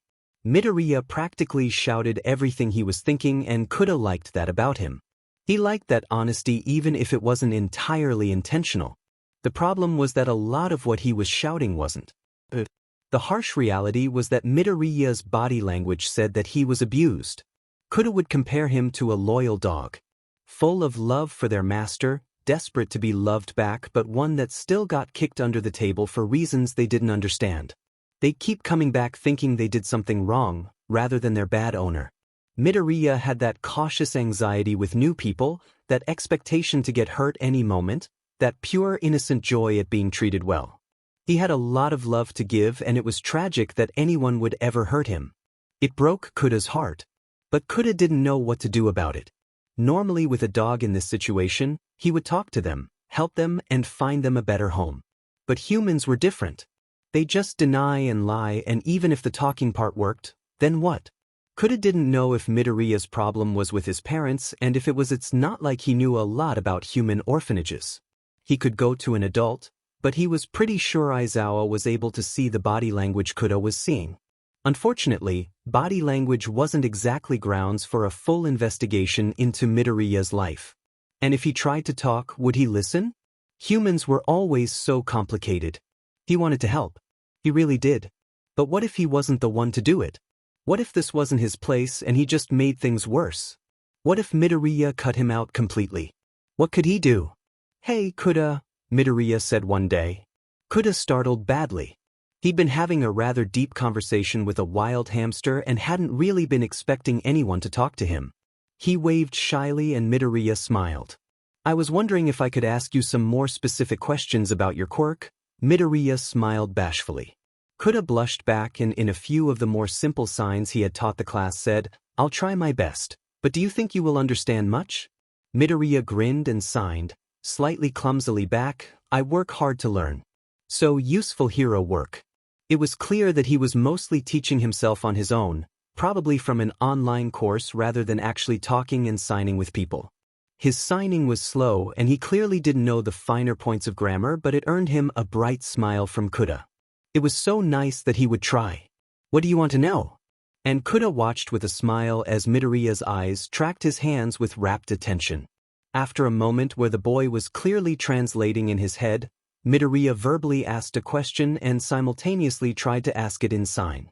It was painfully slow and hesitant, but Kuda couldn't help the overwhelming wave of fondness he felt for his classmate. They continued with their slow back and forth for longer than Kuda expected. Occasionally he'd stop Midoriya and correct his signs, or when Midoriya simply couldn't understand, Kuda would write the words down in Midoriya's notebook. Kuda figured it might be easier for Midoriya if he just wrote all his answers in the notebook, but Midoriya was insistent. Kuda was honestly grateful. He'd had problems in the past of people abandoning sign after they just started to learn it. Usually, they learned a passable amount, but it was always slightly disappointing. Kuda did actually like using sign, and it would be nice to talk to someone fluently who wasn't a teacher. By the end of the exchange, Kuda couldn't help but get his hopes up that they'd really be friends. From what he'd seen, Midoriya was good to those he cared about. Kuda liked him and the conversation they had was smart and fun. But an insecure part of his brain reminded Kuda that with so many other friends Midoriya wouldn't really need him. Now that his focus wasn't on the signing, Midoriya was processing what he'd learned about Kuda's powers and was muttering 100 miles a minute.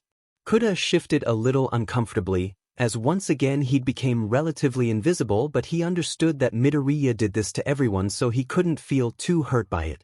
When one of Kuda's magpie friends startled Midoriya from his thoughts, the boy looked sheepish. "We should do this again," he said kindly, and Kuda smiled to let him know he'd love that. Soon it became something of a habit. Kuda was surprised by that, but Midoriya waved it off as if their friendship was the most natural thing in the world. They talked about many things, from quirks to animal care to the class D&D campaign. It was really nice. It was within 2 weeks that Kuda decided to put some precaution in place to help protect Midoriya from whoever had been hurting him. He knew it wasn't much, but doing nothing was eating up his insides more than ever. He asked Midoriya to look after one of his mice friends.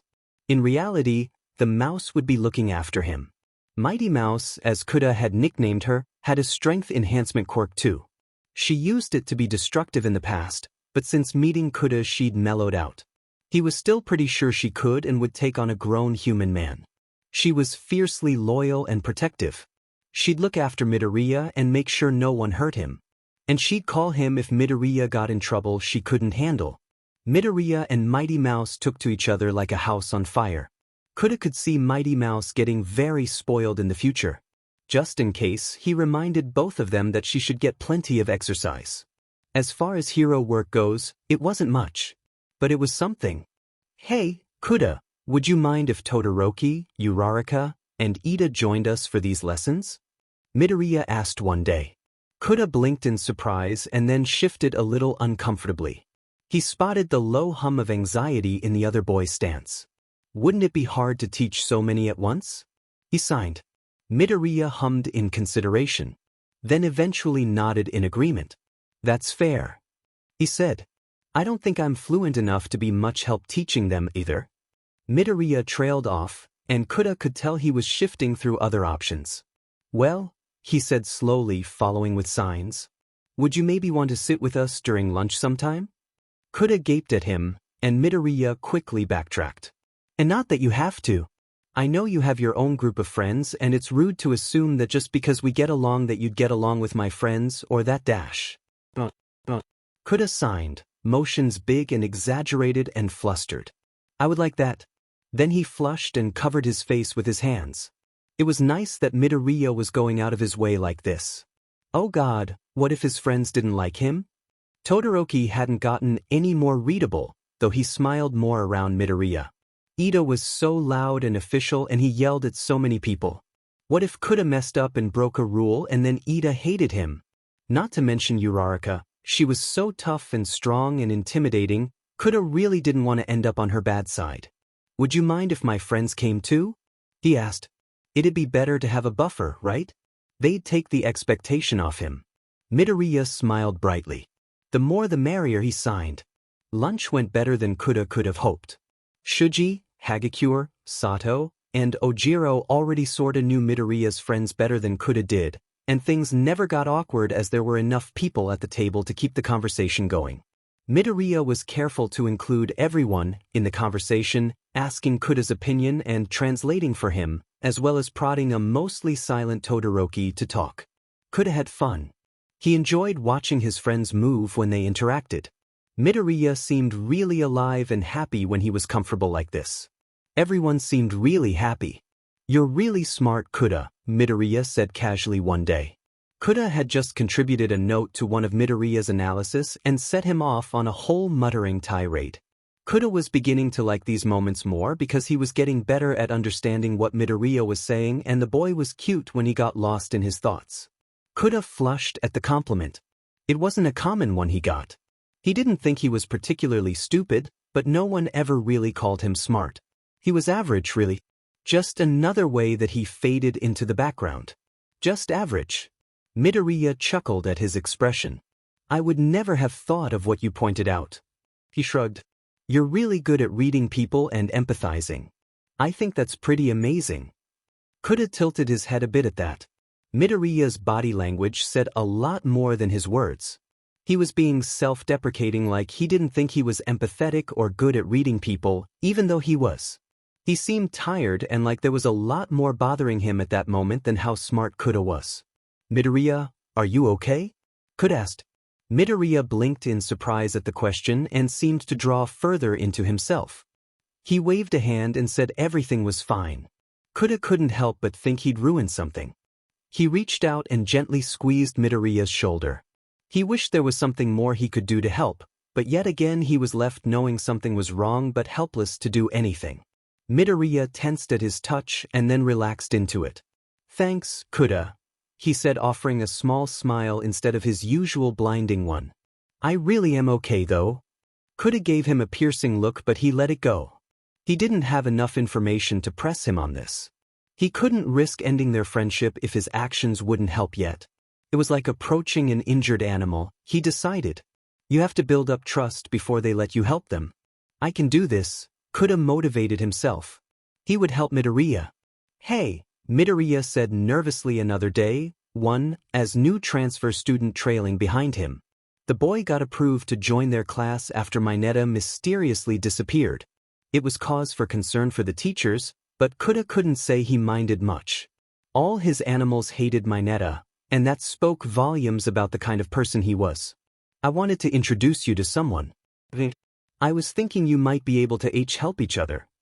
Kuda raised an eyebrow and shrugged, gesturing for Midoriya to go on.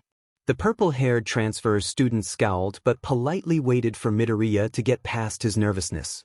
All right, Midoriya said, forcing himself to stand up straight. Kuda, this is Shinso Hitoshi. You might remember that I fought with him at the sports festival. Kuda nodded. The purple boy seemed tense, like he was waiting to be rejected. Midoriya gestured widely at Kuda. Shinso, this is Kuda-kuji. If you didn't know, his quirk is animal speak and he's mute. Now it was Kuda's turn to wait to be rejected. The boy looked startled, but his expression didn't turn mean or pitying, so Kuda counted it as a win. Shinsu's eyes did, however, narrow at the green-haired boy. Is the only reason you're introducing us because my powers won't work on him? Midoriya looked sheepish. Partially? I also think you learning sign language would be good so you can use talk to people without accidentally giving people commands, and so that we can respond back without, getting controlled. Not that I don't trust you, but for partners that might trust you less it might be a good fallback dash. If they know sign language, Shinso interrupted, sounding bitter. Kuda was left to be a background character, a mere spectator to their argument. Most heroes learn at least some sign for their work. You might not be interacting with fluent people, but it might be easier, Midoriya said quickly. Kuda silently sighed. I also think you two are somewhat similar. You don't have to be friends if you don't want to be, but it might be nice to give it a try dash. Shinso crossed his arms over his chest and gave an exaggerated eye roll using his entire head. You're also eager, I'm sure, to see if we can find a way to get my quirk to work on him. Midoriya blushed, confirming the statement. Kuda waved his hand to get the boy's attention and asked what exactly the quirk they were going on about was. He knew it had something to do with mind control, but he didn't really know how it worked. Out of the corner of his eye, Kuda caught Shinso watching his hands with fascination. It made Kuda feel a little peppier. Midoriya immediately went into a longer than necessary ramble about Shinsu's quirk, and Kuda found it fascinating enough. The most important part of the information was that it took a verbal response to work, a response Kuda couldn't give. It was interesting to think about the fact that his disability made him immune to some quirks. Kuda imagined it worked both ways, though, and figured that it probably made him uniquely vulnerable to other quirks. Kuda was comfortable enough with Midoriya to ask and was rewarded with another long-winded list of examples of heroes who could use his mutism against him. It was kind of intimidating, actually. Shinso gave him a surprised look and muttered, "You can follow this?" Kuda offered him a shy smile. Eventually, Midoriya realized that he had hijacked the entire conversation. This was supposed to be about Shinso and Kuda becoming friends. He got extremely flustered at his mistake, but both boys shared fond expressions. Kuda decided to get his dry erase board out of his backpack so he could communicate more easily. Seeing it, Midoriya took it as a prompt that he should leave, because then he wouldn't be needed as a translator and then he wouldn't accidentally take over the conversation. It led to a feeling of panic for both boys because that meant they'd be left alone with a relative stranger and Kuda wouldn't know what to say and he needed help. Shinso apparently was also bad at meeting new people, because his panic seemed quite similar. Midoriya was insistent, though, bypassing their protests and saying he'd go grab them some snacks or drinks or something. He was gone faster than Kuda could react, and now they were stuck alone with an awkward feeling in the air. Kuda turned and gave Shinso a sheepish look. The boy scowled and bit his lip. "You don't have to be my friend if you don't want to be," he said more sharply. It stung, but the way Shinso folded his arms across his chest and held himself spoke more of fear and insecurity than actual ill will. "I know Midoriya is trying to push you into this because he thinks it's best, but you have a choice in this. You don't have to do anything you don't want to." Kuda smiled and wrote on his whiteboard. "It's okay, Midoriya wouldn't make me do anything I didn't want." He drew a picture of a bunny for good measure. Shinso read his message, shifted from foot to foot, and said, "Okay." A long PRD of awkward silence followed where neither knew what to say. "How are you liking class?" Kuda wrote, making obvious small talk, but it was better than the uncomfortable silence. Kuda was used to silence, but this one was riddled with tension. Shinso raised an eyebrow. "It's been an interesting change of pace. Most of the regular classes are the same, but you guys really go all out with the hero training, don't you? It's more intense than I was expecting." Kuda nodded. "And competitive." Shinso snorted. "I think that's mostly just because Bakugo, but I can see what you mean. It's no wonder the rest of the school is jealous of you all. You guys took most of the spots in the third round of the sports festival." Kuda looked away. He hadn't made it to the third round of the festival at all. It was nice to see all his friends move forward and do their best. It was amazing to see how bright the class stars shined. But he didn't go beyond like the rest of them. He failed and was left behind to join the class cheerleaders instead. He loved cheering his friends on, but it wasn't really the same as being out there with them.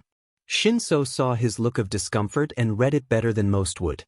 "Hey, I'm sure you did fine," he said, wearing the look of someone used to comforting people. "Your quirk is speaking to animals, right? It's not like there was an abundance of animals on the field, so you were at a natural disadvantage." His tone turned a little more bitter. "This school seems to have a thing for those." Kuda offered a small smile back, but wrote on his whiteboard, "That's life." Shinso read the words and his expression seemed to fall. He looked down and away, understanding their meaning all too well. Feeling that he'd let the mood fall too much, he quickly wrote something else and embellished it with as many sun rays and exclamation points he could. "Plus ultra."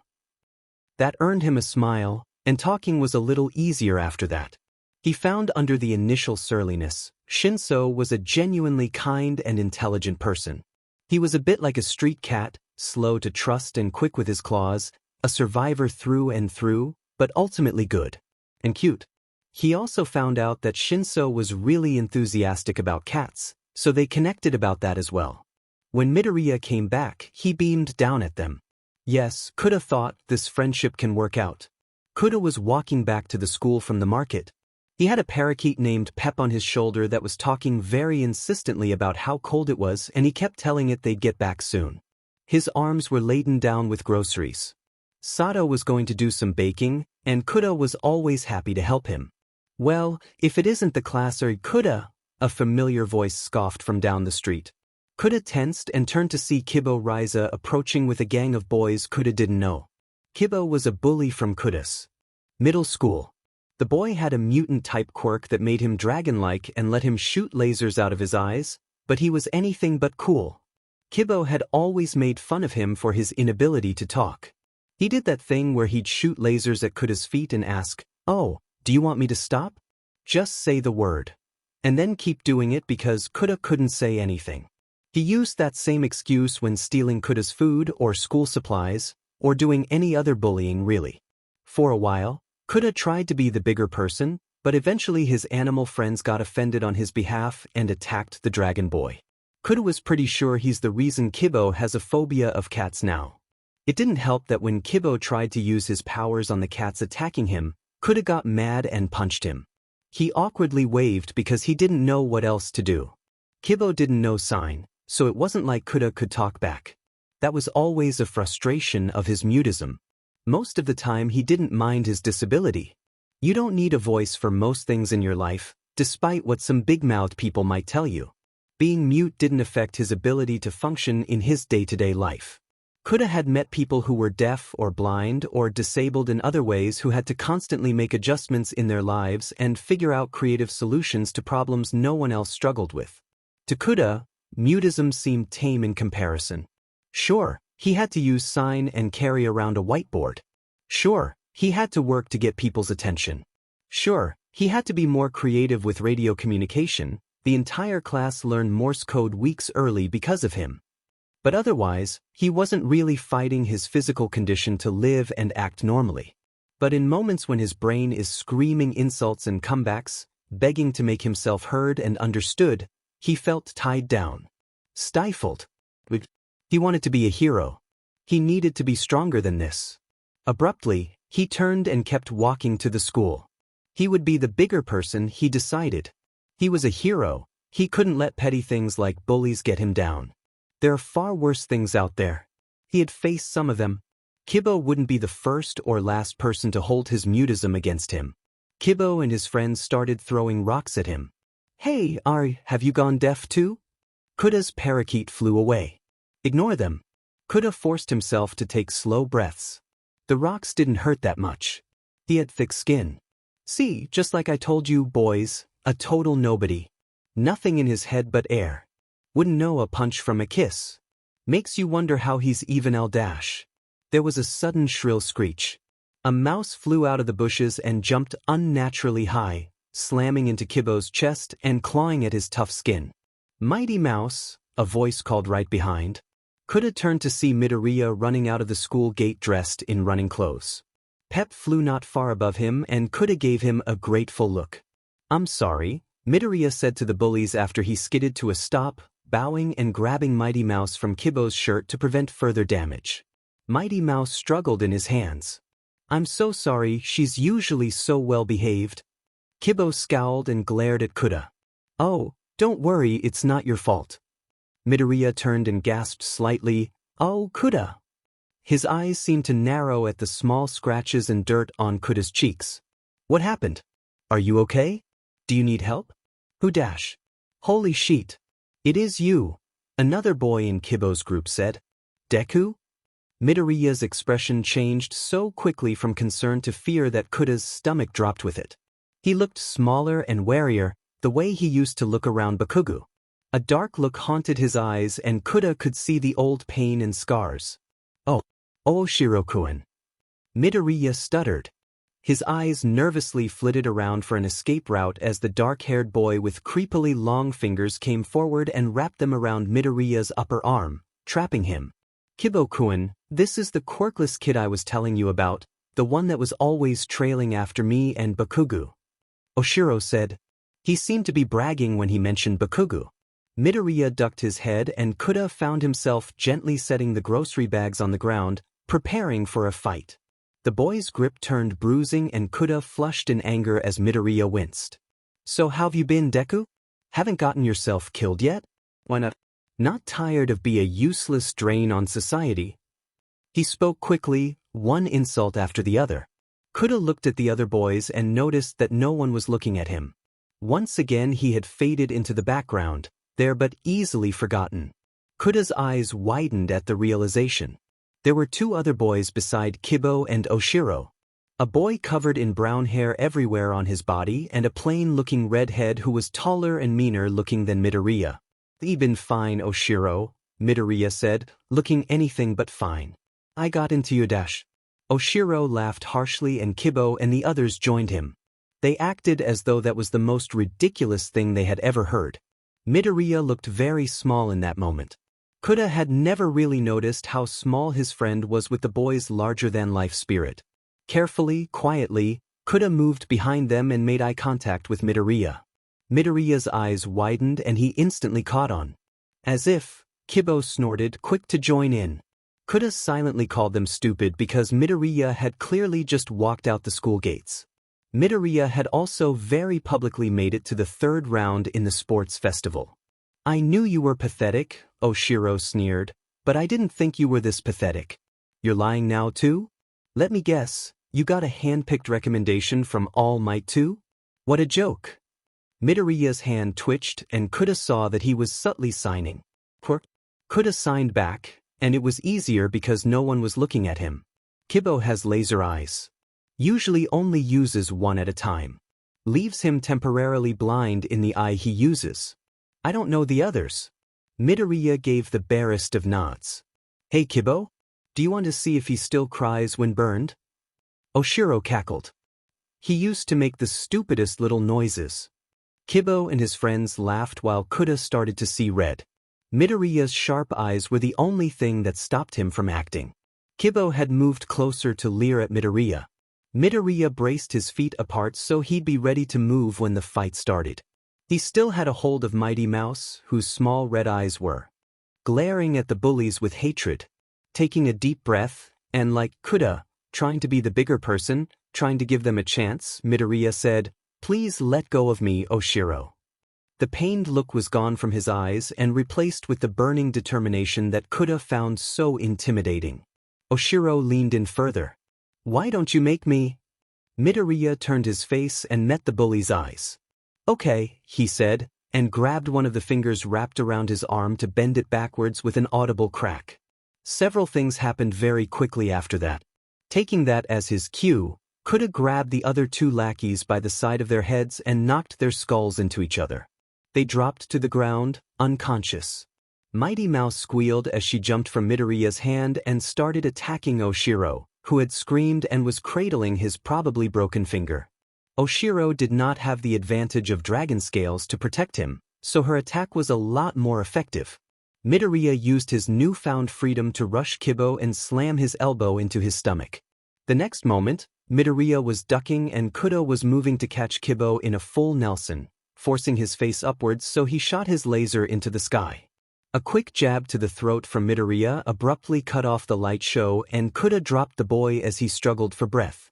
Midoriya and Kuda came together and put some distance between themselves and the bullies, but Blood King was already out of the gate, looking ready to yell at them.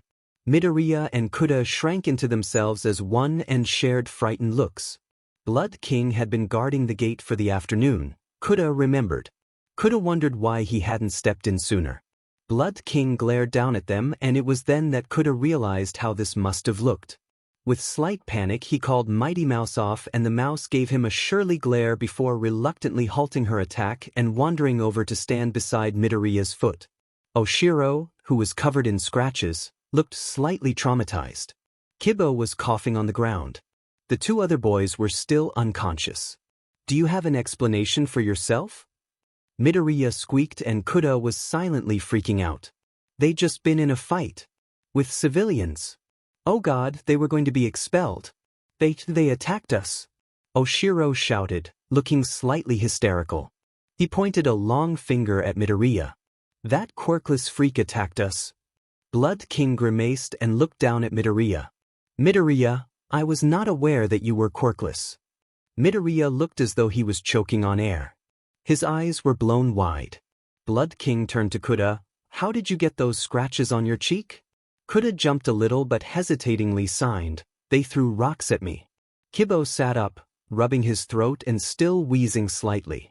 Kuda had sparred against Midoriya before and knew how strong his friend was even fighting without a quirk, so Kuda didn't envy him. Midoriya, Blood King said, turning back to the pale boy. How did you get those marks on your arm? Midoriya seemed surprised to see the red welts mottling his skin. Bushiro-kun grabbed me. He looked down as if admitting that was shameful, like he was expecting to get scolded.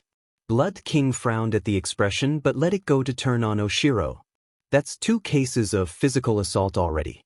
Am I right in assuming your hand was hurt when Midoriya broke your grip? Oshiro was starting to look a bit nervous, but he nodded. And the scratches are from the mouse? Mighty Mouse puffed out her chest proudly.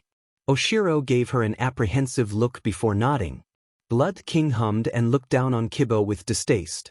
And it was you who I saw use a quirk earlier, wasn't it? Kibo coughed violently but gave a defiant glare. It wasn't very effective. And them? Blood King gestured to the unconscious boys. With trembling hands, Kuda admitted to being the one to knock them out. Blood King nodded and gave them all appraising looks. Then he turned to Kibo and Oshiro and quietly said, I think you two should take your friends and leave. This will be the only chance I give you, and if I see you again you won't be so lucky. But Oshiro started, but Blood King cut him off in a loud voice. They defended themselves and de-escalated the situation without the use of their quirks. Something that can't be said about you four. You can either take the opportunity I'm giving you and never do anything like this again, or you can face criminal charges. Kibo and Oshiro's eyes met, and they were quirked to scurry off after that. A knot of tension loosened in Kuda's chest once they were gone. Just being near his old bully made him feel slightly sick, but he knew they weren't out of hot water yet. Kuda glanced shyly up at Blood King, who was shaking his head at the bullies' backs. I hate bullies, he said plainly. He turned back to Kuda and Midoriya, whose cheeks were still bloodless from fear and apprehension. I don't want to see anything like this happen again, but I'll let it slide this once. But you children should understand that even without your quirks, you still have a dangerous advantage as experienced fighters. You could have really hurt those boys if you took things further, and while it's clear to me you both tried to de-escalate the confrontation, there is a camera up there. By the way, Blood King pointed towards the school gate. Terrible angle. You still chose to fight rather than seek help, even though I was 30 feet away. Sorry, Sensei, they said in unison, Kuda in sign. Just don't let it happen again. Yes, Sensei, they said in unison again. Blood King seemed ready to dismiss them, but stopped when he noted Mighty Mouse still sitting obediently at Midoriya's feet. Isn't that your mouse, Midoriya? Why is she out here anyway? I was taking her for a run, Midoriya said, eyes regaining some of their light. My friends like to spoil her, so it's important she gets lots of exercise. Blood King wore a slightly confused expression, but Kuda nodded. It was good that Midoriya was taking proper care of her. Get out of here, Blood King finally dismissed, still looking slightly puzzled. Kuda picked up the groceries and Pep landed on his shoulder, starting to complain about how cold he was again. Midoriya and Mighty Mouse went back on their run because Midoriya was stubborn about his schedule. It was almost like the fight had never happened. Almost. Kuda had been contemplating things since their little fight. It seemed a little silly in hindsight that his mind had never made the jump to bullying. Midoriya and Bakuga's relationship always had elements of that toxicity, but Kuda didn't really know how to read it because their relationship was so strange. Kuda had always read it more as a bad falling out than actual hatred. They still used childhood nicknames, they still seemed to mimic each other's body language, and they still always seemed drawn towards each other. They sought each other out even if it was to call the other out.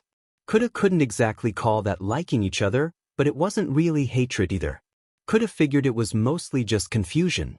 Bakuga didn't know how to healthfully acknowledge his feelings, and Midoriya didn't know how to talk about his feelings, so they were both at a stubborn impasse. They didn't know how to communicate with each other even though they seemed to have some innate understanding. It was a little frustrating as an outsider, because everything about their relationship was obvious except for the reason they started fighting in the first place. It was obvious, but he knew that even if he pointed the truth out, they wouldn't listen to him. They wouldn't listen to anyone.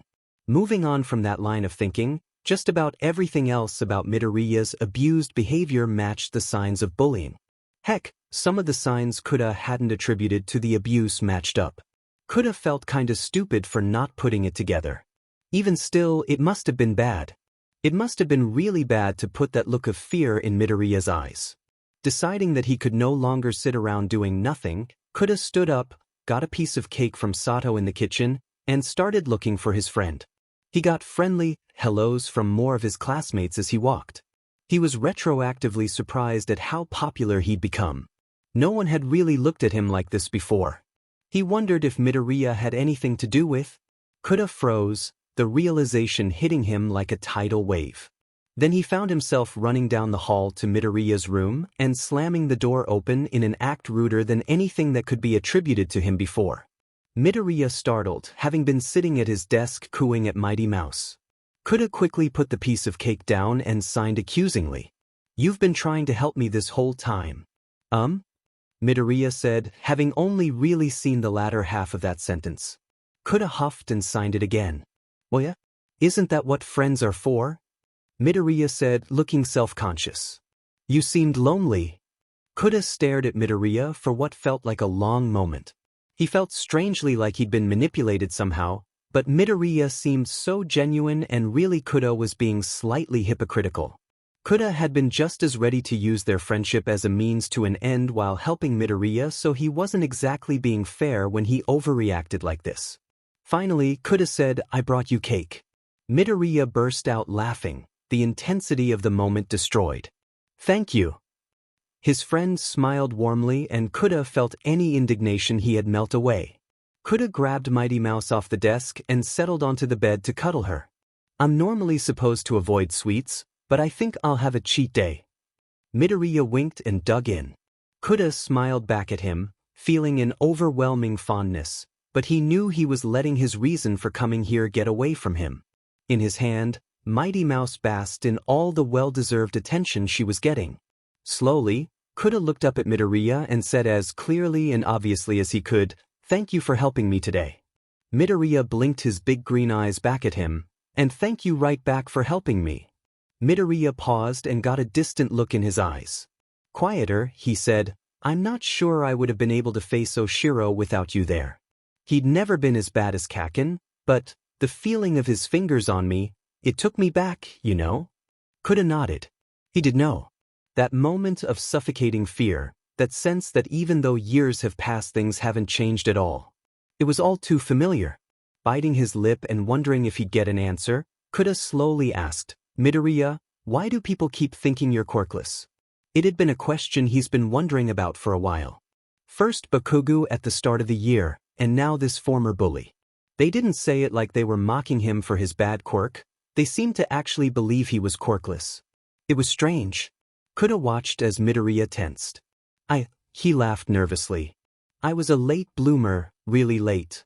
We think I didn't manifest a quirk until my body was able to handle the power of it without, exploding, so I only got it about 2 years ago. Until then everyone thought I was quirkless." Suddenly, silence stretched between the two like an insurmountable wall. But Mighty broke it and most of the tension faded with it. They got back into a casual conversation, full of cake and kindness. Something normal. But even then, Kuda thought, perhaps he didn't have as good of a read on Midoriya's body language as he thought. Because Midoriya had been lying. Midnight had had a very long day. The new exam for the hero course had involved bringing in 2 specialists and combining their quirks with her quirk, so she'd been working all day. Basically, Dream Mare had the power to make people have their worst nightmare, and Sandman had the power to project people's dreams into the real world. Naturally, Midnight's job was to knock the students out so Dream Mare could use her quirk on them and wake them up if anything went wrong. Put all together, the plan was to make the students face their worst fear, either so they could overcome it or so they would be aware of it in the future. Even on the surface, this seemed like a bad plan to Midnight, but the students were going to be heroes and it was better they face their fears in the relative safety of the school than in a back alley against the villains. It was psychologically educational. It helped the students learn about themselves. And besides, the students and their parents signed a waiver. But it was also, in Midnight's opinion, a form of torture. Beyond just overusing her quirk, these tests were mentally and emotionally exhausting. Traumatizing children hadn't been in her job description. Watching student after student crumble at their own murder or the death of a loved one or the blood covering their own hands because they had killed with their quirk didn't feel educational to her. Even at 16, the young heroes had incredibly dark and realistic fears. Not to mention how vulnerable the students were making themselves, showing their worst fears to their teacher and 2 strangers. They had psychologists on standby, Dream Mare being one of them, but it never seemed like enough. Already they had to open 2 cases about abuse, including a precarious investigation against the #1 hero endeavor. Midnight was certain that neither student had wanted such things to come out like this, though at least it meant help would be given. They weren't even halfway through the students who signed up for this test yet. Even though the point of the test was overcoming fears, very few students ever did. If anything, the test was more effective at giving Midnight and her two partners new fears. Fear tended to be contagious, and knowing someone's deepest darkness so well was horribly empty. She'd never been afraid of clowns until she saw how they'd been warped in one of her students' minds. Similarly, Mick's fear of bugs had seemed laughable until she and a student were locked in a room with writhing worms pouring from the walls and squirming around her legs and up to her waist and inescapable and just touching her while her student screamed. It seemed a little more rational if just for the tactile element. And after the tests, Midnight always felt like she had seen something she shouldn't. She was there for the crying and screams, and worst of all, the emptiness. The way some students just froze up and went utterly silent and blank. Like they were so scared that they just completely shut down. Midnight hated seeing people like that. It was bad enough to see villains' victims like that. Now she had to make her students go through that kind of fear too? She knew that it was a better now than later kind of thing, but if there was one thing Midnight knew about hero work, it was that you always kept finding new things to be afraid of. Midnight. Dreammare shook her out of her thoughts. Midnight quickly put on a stuck smirk to pretend she was okay. They just watched Bakugo suffocate at the hands of the slime villain while blank-faced heroes and, strangely, Midoriya, looked on indifferently. It had hit her far harder than she liked. He'd screamed and reached out for help, but nobody came. He had a minor panic attack when he woke up, and Midnight sent him to the nurse's office to join Todoroki and honestly too many of his other classmates. "You don't have to pretend," Dream said, frowning. A side effect of her power was that her face was never quite one you could remember.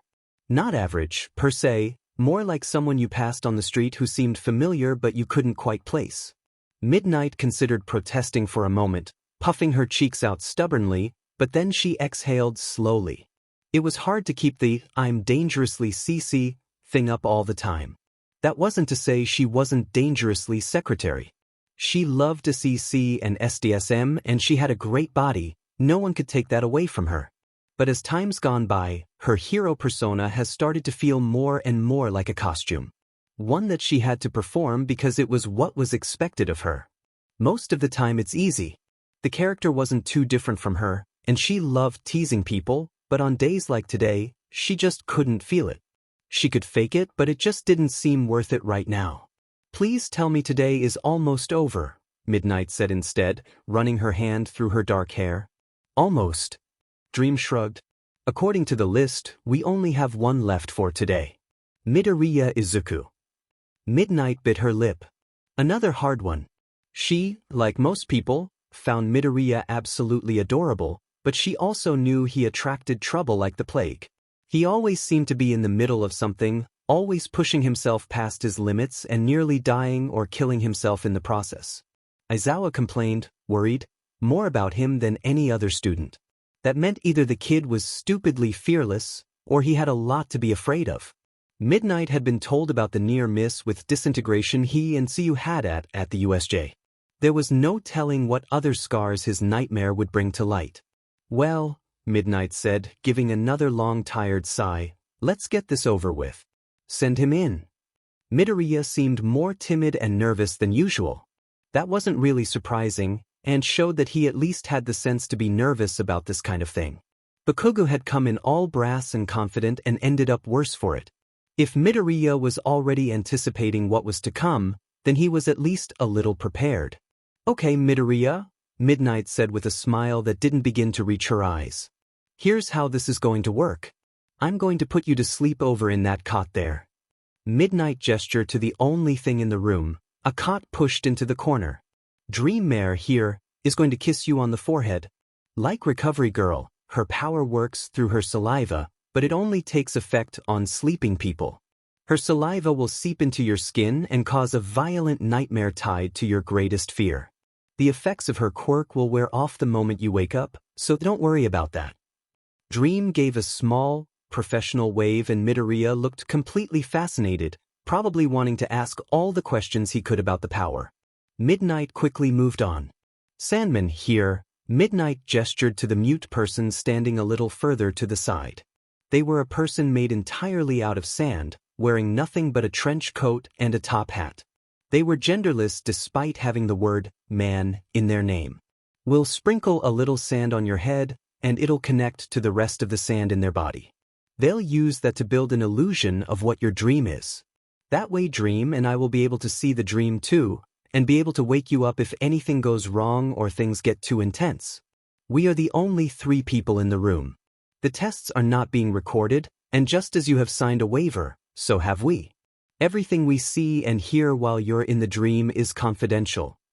Midoriya nodded, probably having already read the pamphlet of information the school provided. What your job will be is to attempt to overcome the fear, both in the dream and afterwards. It'll be upsetting, but you have to at least try to control your fear. Most people don't overcome them, but how you deal with your fear is important. You'll be required to wear these quirk-suppressant cuffs so that if you react violently to the dream, you won't accidentally hurt anyone. Psychological help is available at any time if you need it, even if it's in a couple weeks. After a quick checkup with Recovery Girl, you are also required to spend at least an hour in the aftercare room where therapy animals and games and most likely your friends will be waiting. Midoriya nodded and hesitantly asked, "Are they okay?" "I'm not at liberty to discuss that, Midoriya. You can ask them yourself when we're done." Midnight shuffled Midoriya's green curls, and he ducked shyly. "Are you ready, kid?" "As I'll ever be," Midoriya said before getting in bed and putting on the represent cuffs. Shifting around until he was comfortable, he gave Midnight a thumbs up and she hit him with the gas. Giving him a few minutes to sink fully into sleep, Midnight and the 2 other heroes braced themselves. "Here goes nothing," Dreammare said, kissing the boy on the forehead.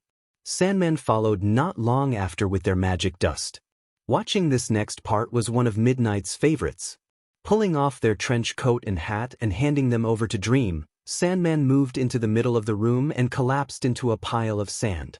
Then the sand started to glow yellow and the particles spread across the floor and up the walls, many beginning to float lazily into the air. It was absolutely beautiful to watch. Thin wires of light started to connect the grains of sand until the illusion took form around them. They were standing in a darkened bedroom, obviously Midoriya's. The room was practically a shrine to All Might. It was clearly pretty late at night, and Midnight would bet that Dream Midoriya wasn't supposed to be up right now.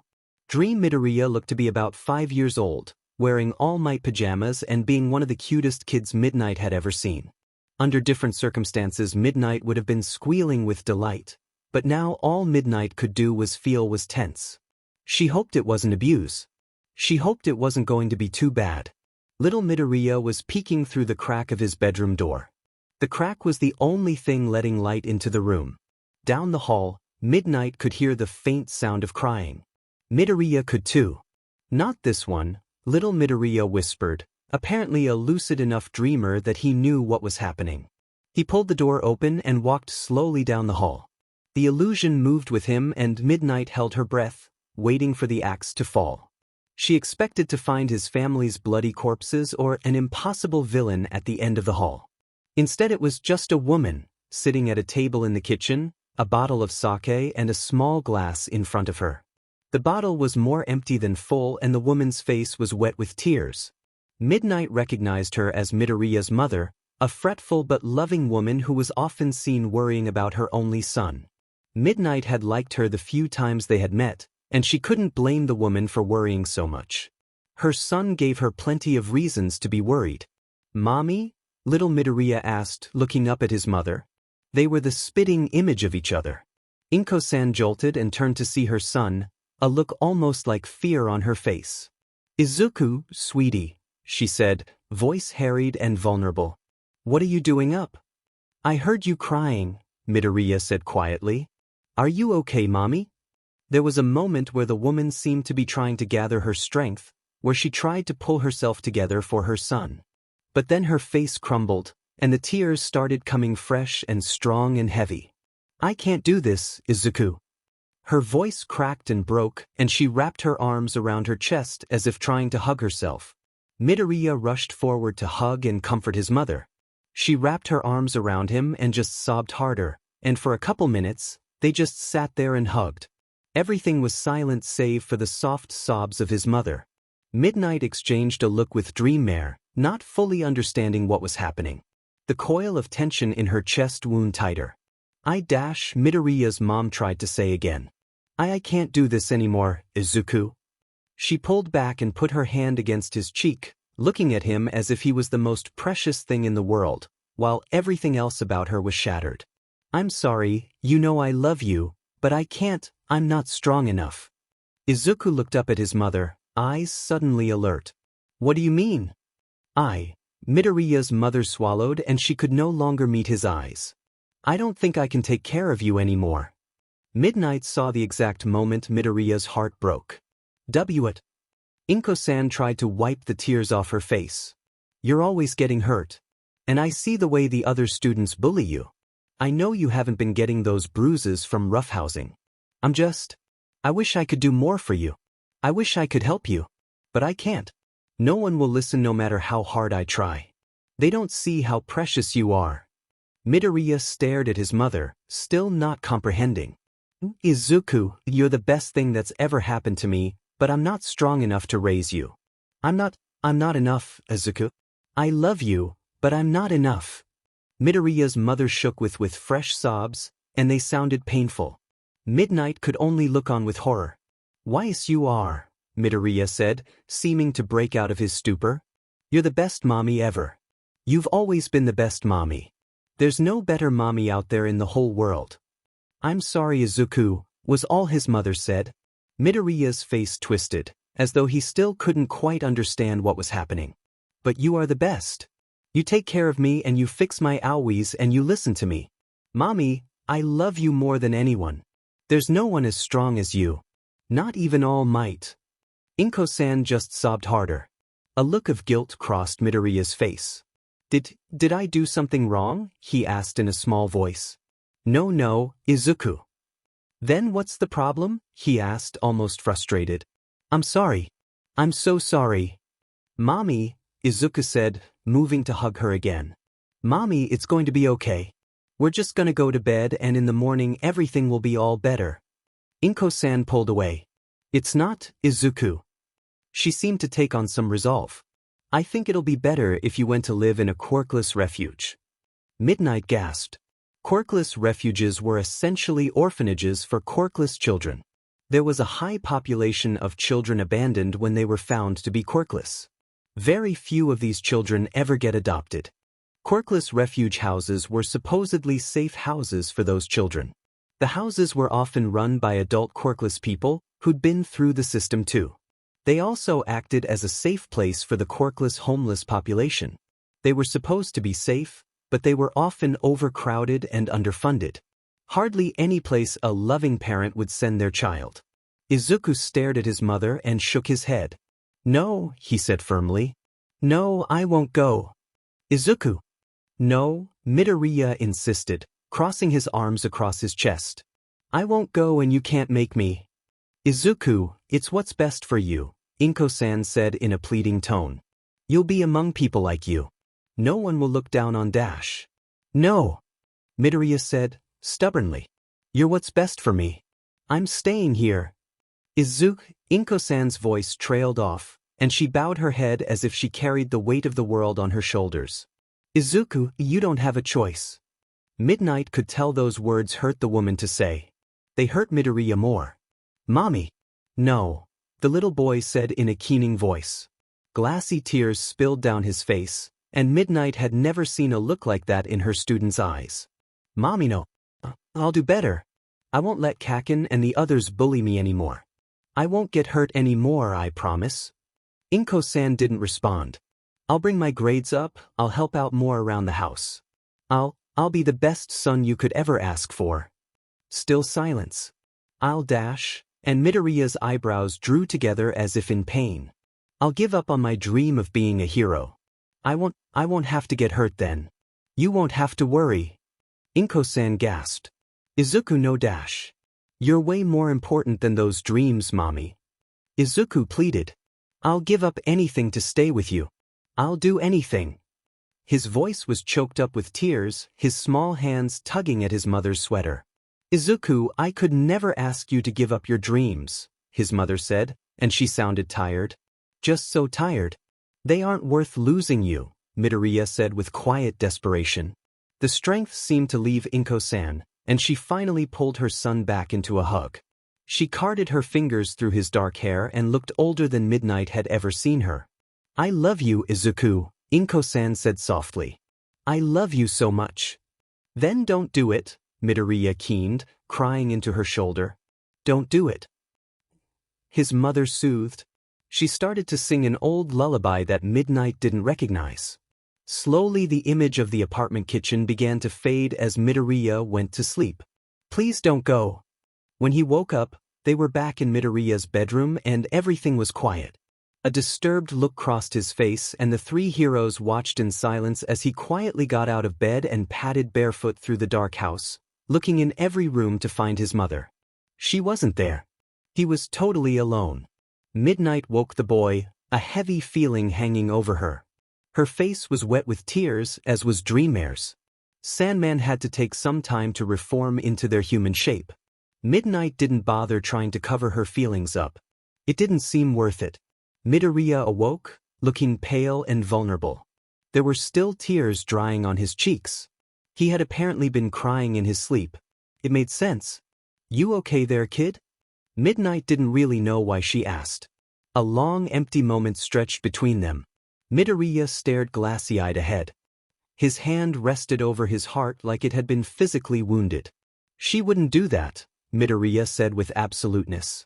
There was no room for argument or question. Midnight was surprised at how cold and empty his voice sounded.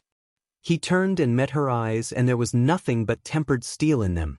She would never do that to me. Yeah, okay, Midnight agreed easily. This was the first time anyone had ever reacted like this. He wasn't crying or trying to escape. He wasn't panicking or shattered. He was just eerily still. It was like he felt betrayed that was his worst nightmare, like he was angry that was his worst fear. You think you're okay to take your cuffs off? Midnight asked. Midoriya flexed his fingers and nodded. Midnight helped with that. Dreammare shifted uncomfortably behind them and Sandman finally finished reforming, putting their trench coat and hat back on. Right, Midnight said to the very un-Midoriya-like Midoriya. Well, off to Recovery Girl you go. And remember, at least an hour in the aftercare room. I don't care if you don't think you need it, you are going in there and hugging those dogs. And if things feel too overwhelming, you will go to one of our psychologists and let them help you. Midoriya nodded agreeably. He got out of the cot and stretched. I think I just need to call my mom. Dreammare let out a clearly accidental choking sob. Right, you do that, kiddo. Midnight patted him on the shoulder, and Midoriya left without any fuss. Midnight slouched the moment he was out of sight and covered her face as fresh tears came. That boy is taken on Titans. He stared down death countless times, and yet his fear was something so... It was cruel. It was messed up, but it was almost mundane. Abandonment seemed like such a simple thing until you saw it. Dreammare slung an arm around Midnight's shoulder and pulled her into a half-hug. Sandman joined them and they just stood there and let the weight of the nightmare thunder through them. They took comfort in each other for that moment, but it eventually passed. They let go and Midnight wiped the tears off her face. She stretched, trying to loosen the tension still in her shoulders. Some nightmare, indeed. The villain made a generic villain speech that Gran Torino couldn't be bothered to listen to. He probably ended with a death threat or something to get Midoriya's attention-grabbing response. Joke's on you. Midoriya shouted. I've wanted to die for years. Gran Torino turned to look his student with concern. Midoriya had said that sentence like it was a checkmate, a victory that the villain was ultimately just giving him what he wanted. He didn't seem to realize that he just admitted to being suicidal. He didn't seem to be all that concerned about it. Same, said Todoroki and Shinso in unison. They immediately shared a commiserating look and Gran felt his blood pressure begin to rise. Was this some kind of joke, a meme or something?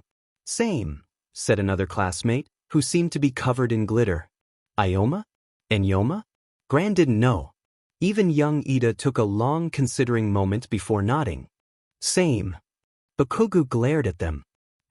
You guys, I love life.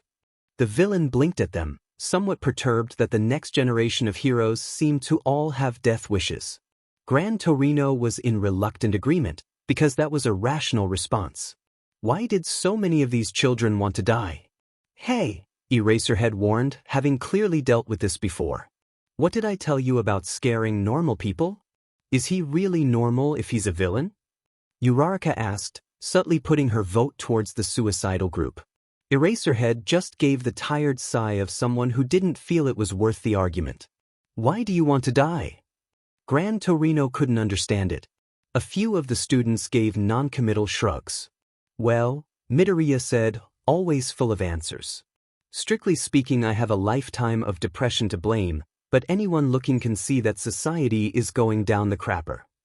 Especially with Endeavor as the #1 hero, Todoroki explained as if they had said this all before.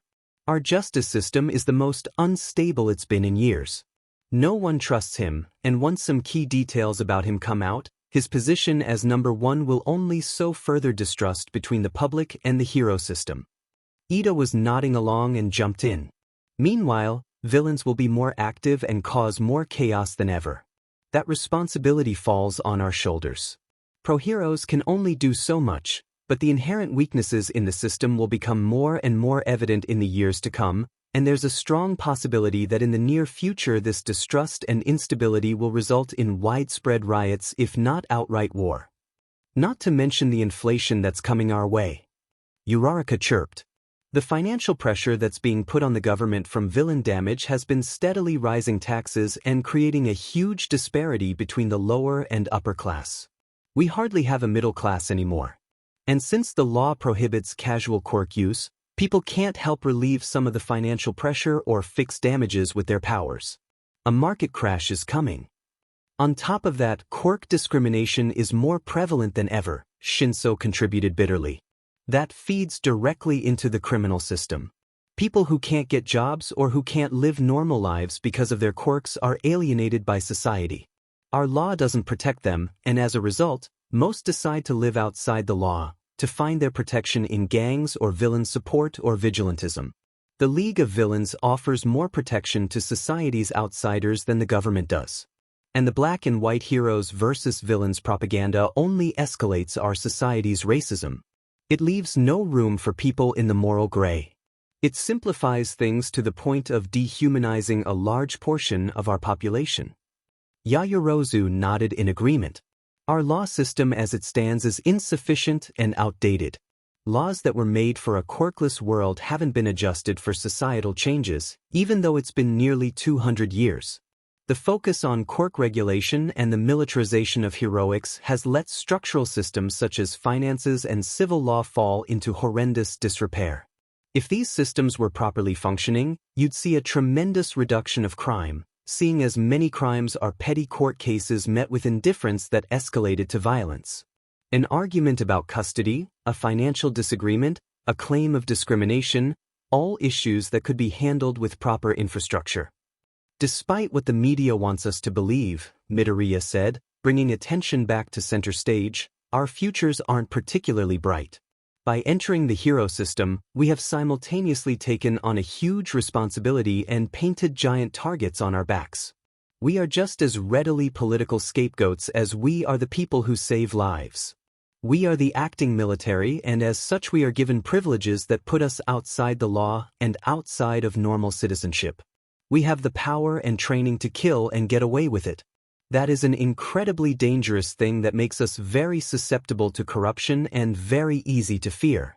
The villains, the downtrodden, and the poor will eventually turn against us if things don't improve, merely continuing the endless cycle. Gran Torino felt like a spluttering mess.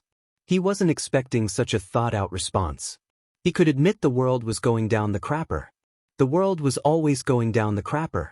But to see these bright-eyed, enthusiastic teens casually speak with such cynicism, well, why don't you do anything about it?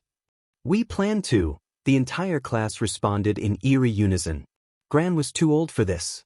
These children were the future, not him. This was too tiring, too much work. He rubbed his temples. But that still doesn't explain why you all want to die? Well, it would certainly be easier than cleaning up this mess, Ida said with a chuckle.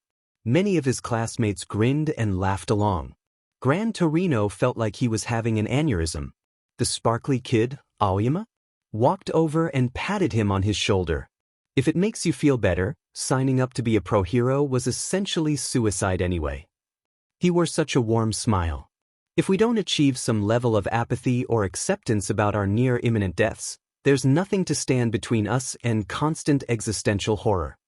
He was too old for this. He was way too old for this. Why do I even hang out with you freaks? Bakugo grumbled, looking more irritated than disturbed.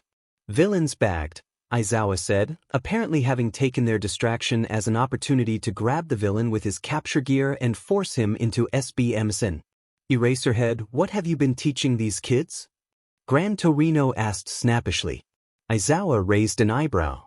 That political stuff? Don't look at me, they figured it out on their own.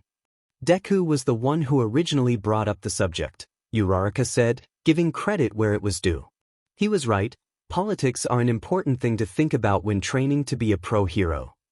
We'd all noticed injustice in the world, Todoroki said lucidly, but putting our heads together and actually examining it hadn't really happened before.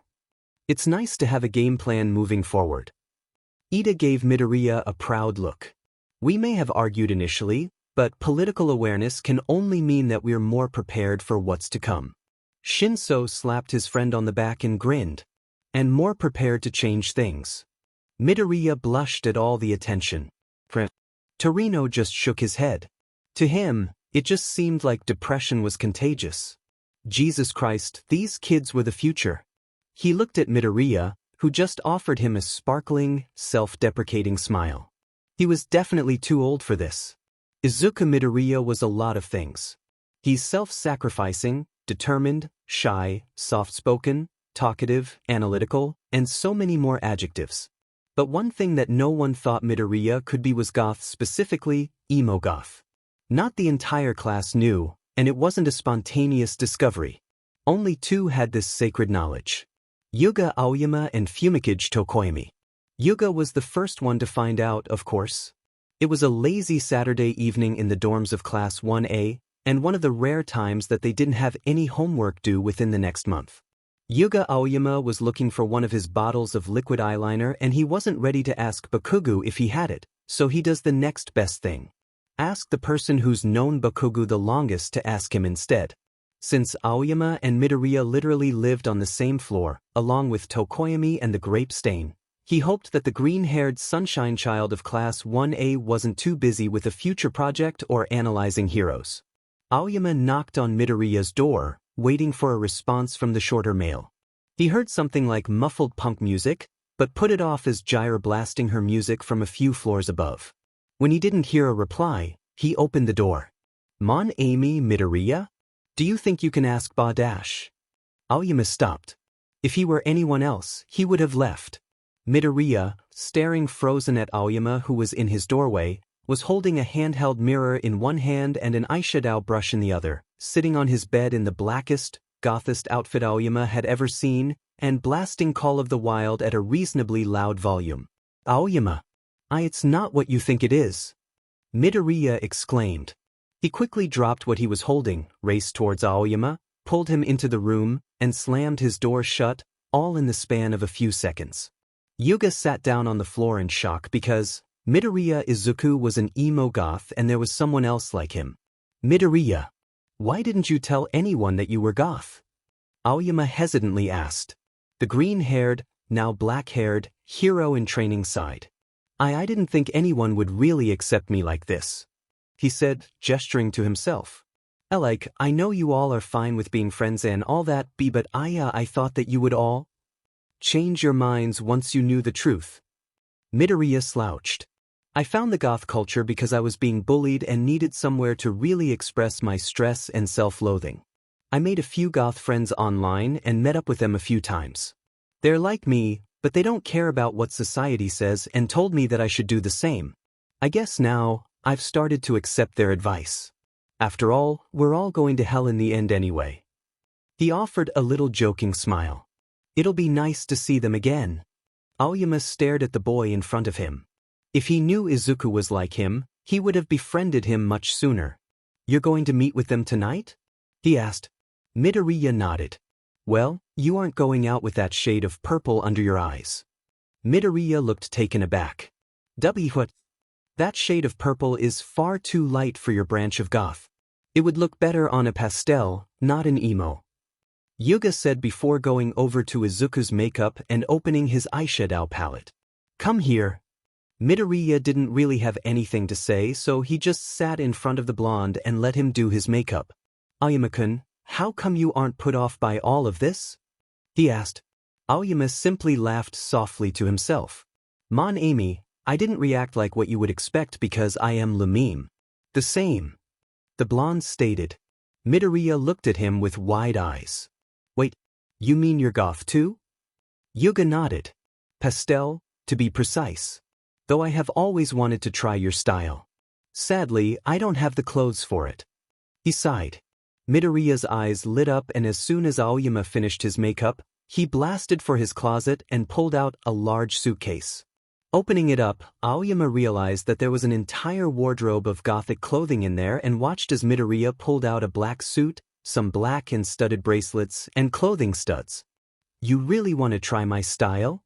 We still have an hour to dye your hair and get you ready. Let's go. Izuku said, adorable excitement in contrast to his dark appearance. It was so cool to be around another Goth. In no less than 45 minutes, the two boys were nearly unrecognizable and quickly snuck out of the dorms to meet with Midoriya's cult. Of course, that wouldn't be the only time these two would hang out. If either of them was on shopping duty for the week, they would stop by gothic clothing stores and Hot Topic, the conglomerate, fairly often to grab a few more clothes and accessories.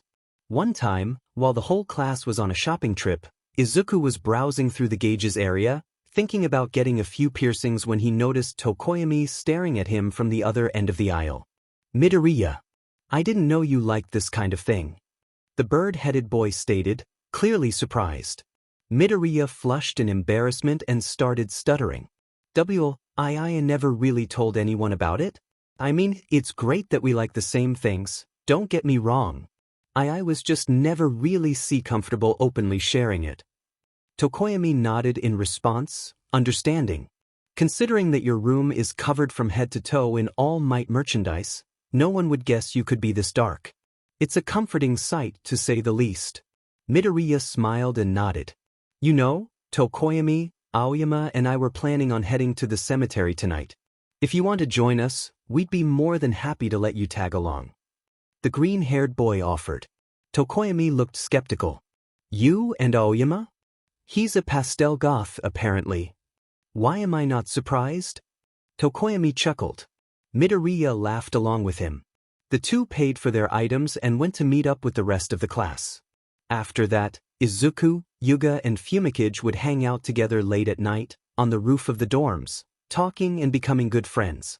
It was Golden Week at UDA, and students weren't required to wear their uniforms for the day. Class 1A was filled with color as almost all the students in the classroom wore their comfortable casual clothing.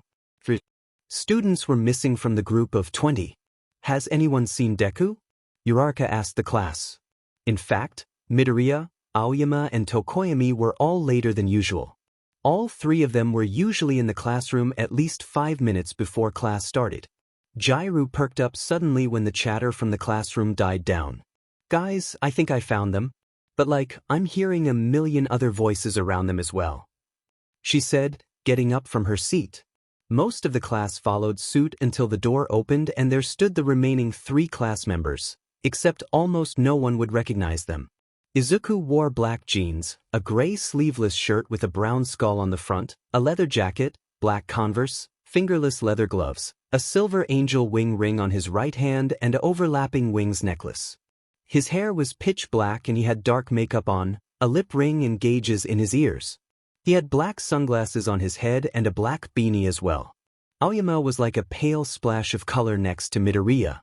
He wore a gray, striped t-shirt underneath a pastel blue, overly large sweater that had a bunny skull over crossbones. He wore gray pants with overall straps at his side that crossed over each other at the back, and black sneakers. He had a black wristband on his left arm, snake-bite piercings under his bottom lip, gauges, and an extra piercings in his ears. On his head was a gray beanie, and his blonde hair was dyed pastel blue. Tokoyami was the last of the trio. He wore something more old-fashioned.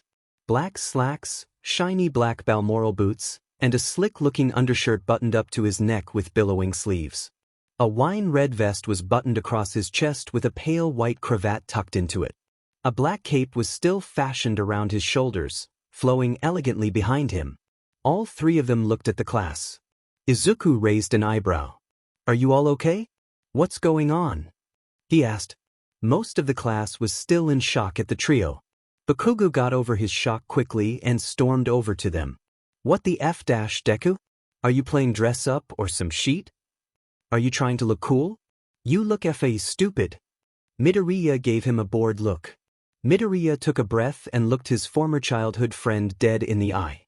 "You know, Kaken, do you ever wonder why I do the things I do? Probably not, since you're too busy sticking your head up your own butt to care. But let me tell you, every time you tell me to go die, I've actually considered it. I dress like this to openly say that I'm ready to die. We dress like this because our situations will kill us eventually. And what do you do when inevitable death is looming over you? You accept it. And that's what we've done. So I suggest that you reconsider your attitude, because eventually you'll get yourself killed. Don't blame me if you refuse to accept that reality," he said, placing the sunglasses over his eyes and walking into the classroom, Aoyama and Tokoyami trailing behind him like guards. He sat down and the three started chatting casually with each other. No one knew how to approach them after that, though some exchanged concerned glances.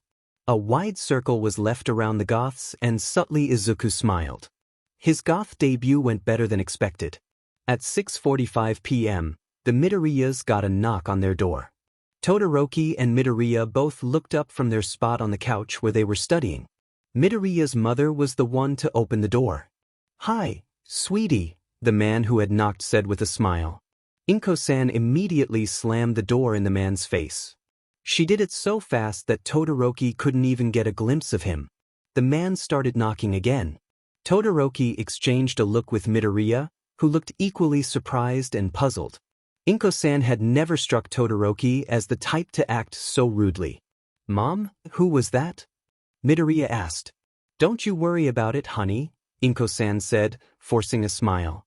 "Just a piece of garbage who should know better than to come around here. I'll get rid of him." Midoriya and Todoroki exchanged looks again. "Do you need any help?" Todoroki asked cautiously. "Oh no, hun," Inko said, still forcing a smile onto her lips. "It's sweet of you to offer, but I can handle it. It might be better if you two go to Izuku's room for a bit, though." Midoriya looked just as troubled as Todoroki felt, but reluctantly, they trudged to Midoriya's room. Midoriya's mom wasn't someone who you disobeyed if you could help it. Todoroki wondered if it was ironic that he was more obedient to her than his own father. Inko-san had never actively tried to make him do anything. She just asked, usually using the word please, and he'd help her. His dad meanwhile pushed, prodded, screamed, hit, and ordered him to obey. At this point he might as well have been doing that to a mountain. It wasn't ironic, Todoroki decided, just hilarious. They left Midoriya's door open to try and eavesdrop. That didn't end up being a problem, as the moment Inko-san reopened the front door, Todoroki discovered that Bakugo had not been exaggerating when he said she was a legendary cusser. She could make a sailor blush, and the amount of vitriol her words were dripping with might as well have been real acid. A secondary quirk, perhaps? Midoriya was frowning slightly, his eyebrows scrunched like he was trying to remember something. The yelling went on, and Todoroki flinched when he heard something shatter. From what he could glean from the words that weren't swears, the man had no right to be here after all these years. He had proven to be a deadbeat piece of scum, and she didn't understand how she could ever love him. "I think that's my dad," Midoriya said softly. He looked pale, but otherwise his expression was unreadable. Todoroki frowned and glanced at the door. "Do they fight like this often?" "I don't know," Midoriya trailed off. "I haven't seen him in 12 years. That got a hum of surprise from Todoroki. Midoriya never talked about his own father and Todoroki never had thought to ask. It was clear that the man had been out of the picture, and Midoriya and Inko-san's love seemed more than enough for the two of them. He had figured the man was dead, or All Might. That suspicion never went away. Todoroki had no idea how to continue the conversation, so he and Midoriya just sat in silence, listening to his mom have a fit. Slowly his dad started yelling back. Things like, "He's my son too, and you don't have a right to keep him away from me." It wasn't quite what his parents' arguments had been, but it was definitely filling him with anxiety. Some rather dark memories started surfacing, but Todoroki pushed back against them. Now wasn't the time. He had to focus on Midoriya, who was clearly more distressed by this. Midoriya caught his uncomfortable expression anyway and asked, "Do you want me to ask them to stop?" This entire situation was awkward. "I don't think we should get involved." They were speaking in near whispers, almost afraid of getting noticed. Midoriya bit his lip. Well, from what I can remember of my dad, this might go on for a while, so..." He closed the door and the screaming became slightly muffled, though not by much. The walls were thin. "Want to do something else?" Todoroki had no idea. He had no idea how to act in this situation. Was there social protocol for a friend's parents fighting in the other room? When he was younger and his parents were fighting, Fuyumi would just rush him to the side of the house and try to distract him. It never really made him feel better, and unless they wanted to escape through the window, this was probably as far from the fight they were getting. "Sure," he said. And they ended up sitting on the bed glancing through books and absolutely failing to focus on them. Around 15 minutes went by. The fight outside was still happening. It was getting closer to the time where Todoroki would have to return home. "Do you want to talk about it? That's what friends do, right?" That seemed to be what Ida and Uraraka and Midoriya seemed to do for each other. Midoriya always offered an ear to listen to his problems. This seemed right? Todoroki could be considerate, hopefully. Midoriya breathed a long sigh and put his book down. "I don't exactly know what to say. I mean, I don't know enough about him to have an opinion, right? That man might as well be a stranger to me. So it's fine." Todoroki stared at his friend, reading his expression, "Except it's not." Midoriya groaned, flopped backwards, and covered his eyes with his arm. "Except it's not," he confirmed. Another thing broke in the adjacent room. Todoroki stayed silent, waiting. "It's just like..." Midoriya trailed off trying to find the right words. "It's like I'm supposed to feel something, right?" Midoriya gestured widely with his arms. "But I don't. I don't love him, I don't feel angry, I can't really miss him. I just feel nothing, and I know I'm supposed to, but I don't." Todoroki hesitated. "Is that really a bad thing?" Midoriya made a noise of frustration. "I don't know." They went silent, Todoroki trying and failing to come up with a response. Midoriya sighed again. "I used to wish he'd come back, you know. I'd always wanted to know what it was like to have a real father, and I wished that maybe he'd, I don't know, chase the bullies away, help me become a hero, talk about analysis with me, teach me how to tie a freaking tie. But he never came back. Mom stopped talking about him. Told me I didn't need to worry about it and kinda discouraged me from asking about him. So my whole life there was just another empty space that I knew was supposed to be filled in but wasn't. Other kids had dads, I didn't. It was just another thing that made me different and weird. I used to think about it all the time. It was a bigger mystery than me not developing a quirk. At least that could be explained away by genetics, but my dad was just gone, poof. I wasn't allowed to talk about it. His pictures disappeared. It was like he never existed in the first place. And eventually I just got over it. I mean, I barely had him to begin with, so there wasn't much to miss, and Mom was everything I could possibly need or want. I didn't want to upset her by bringing him up. She never talked about divorcing him or remarrying someone else. I had to be what she needed back then, so I just forgot about him. I was just another kid without a dad, right? I couldn't let him affect me with his absence. Because he's nothing to me. A ghost, a name, a sperm donor. I shouldn't care about him. But you do, Todoroki supplied calmly. Midoriya let out another impossibly long sigh. But I do. Todoroki considered his next words carefully. Do you think you should talk to him? Midoriya pouted. I don't see what it'll do. I have mom, so I'm fine. Except we've already established that you're not. Midoriya sat up and stared at his folded hands. His expression remained bothered. That it's stupid, he muttered. Why did he come back in the first place? Inko-san let out a shrill shriek from the other room and they both flinched. Her yelling only got louder and angrier. If her swearing was any indication, she was fine. Todoroki had no idea how to do this. Could it be that you're scared? Midoriya tensed and stared at him with wide eyes. Todoroki had no idea what was going on in his head, but he seemed to be going on a mental journey. There wasn't much Todoroki could do but wait for his friend to snap out of it. Honestly, this wasn't even the first time. It was something Midoriya did. Midoriya's head seemed to be a busy place. It wasn't surprising that he sometimes got lost. I think, Midoriya said slowly. Scared isn't quite the right word. I want to understand him. I want to know why he left, but the mystery's been part of me for so long that I'm not sure if finding out the truth will change me. He just wanted closure, Todoroki knew is what he meant. Todoroki understood better than anyone. The gaping question mark in his life had haunted him up to his visit with his mother.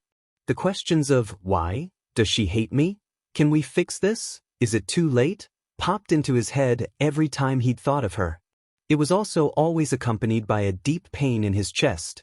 Closure, even if some of the answers weren't satisfying, even if some of the answers weren't what you wanted to hear, was better than the painful, hollow mystery. Todoroki nodded. I'll help. He'd gotten lucky with his mom. Talking to her had changed him for the better, given him their relationship back. He could only hope that Midoriya would be so lucky. It wasn't until a little before 10 that Midoriya's mom finally finished and kicked her husband out. She got very flustered when she realized how late it was and insisted that he spend the night rather than walk all the way to the train station so late. Todoroki noticed that her voice was rough from yelling so much and ultimately shrugged. He hadn't brought things to spend the night, so he'd have to borrow Midoriya's clothes and brush his teeth with his finger, which was gross. But he honestly liked the Midoriya household enough that he didn't mind. He texted his sister, they ate a late dinner, and before he knew it he was in a pair of Midoriya's slightly too small all-night pajamas. He was grateful that Midoriya bought his clothes a little too big for himself. It meant the pajama bottoms weren't cutting off circulation to his legs. He was not grateful for the fact that Midoriya was laughing at him and taking pictures. The clothes, while not too tight, were short on him so his ankles were bare and his stomach was half showing, revealing the apparently hilarious fact that his happy trail, the hair leading from his belly button to his crotch, was also dual-colored. He wanted to be happy that his friend felt like laughing now and that the awkward atmosphere was mostly gone, but his pride took a critical hit.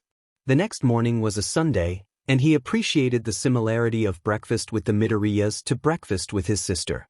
His father usually left early in the morning, so it would just be him and Fuyumi. Everything seemed a bit warmer when he wasn't there. The tension of the household never really left. There was always that underlying anticipation that Endeavor would walk back into the house at any moment, but breakfast in general was nice for Todoroki. Breakfast with the Midoriyas was nice too, though Midoriya kept shooting questioning looks at his mother. Pulling on his clothes from yesterday was uncomfortable enough that Inko-san managed to convince Todoroki to see if one of her shirts would fit him better than Midoriya's. He was pleasantly surprised to find that they did, and left their apartment in a woman's blouse. He'd never really cared about his appearance, being forced into more fashionable clothes by his dad's PR team, so it was refreshingly weird. Midoriya kept fretting and asking if he was sure it was okay, but Todoroki's sister had dressed him in far worse when he was younger, so he knew he had nothing to be ashamed of.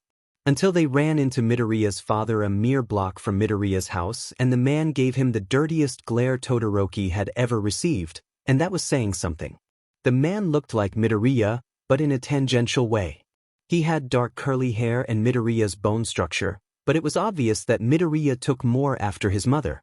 Weirdly, neither parent had his freckles. Perhaps that came from a grandparent? He was skinny and taller than Todoroki would have expected. With his puff of hair he looked a bit weedy, almost like a wrongly colored dandelion. He was dressed in finer clothes than the Midoriya household would suggest, meaning his money probably wasn't going toward their family. Looks weren't everything, but Todoroki wasn't impressed. "Hey, son." The man put his arm over Midoriya's shoulder and positioned himself in a way that was clearly shunning Todoroki while pulling Midoriya in, almost conspiratorially. He was acting far too familiar with his son for someone who hasn't seen him for 12 years, and Midoriya tensed when touched. Even Todoroki, who rarely touched anyone, knew Midoriya really hated being touched. "So anyway," the man continued. Apparently he was where Midoriya got his motor mouth, because he'd been talking the moment they had met him and Todoroki had missed most of it. "We should catch up, talk to each other. Tell me how you've been, how the hero stuff's been. You know all the juicy details. I've missed you, you know?" Todoroki marveled slightly at how good he and Midoriya had gotten at silent communication because with just their eyes they had both in unison said, "That's suspicious," when he brought up Midoriya's hero stuff. "Actually, me and Todoroki-kun are going to hang out today," Midoriya said, trying to squirm out from beneath his father's arm. The man's looked away, pouting slightly but not looking particularly sorry. "You can't make time for your old man?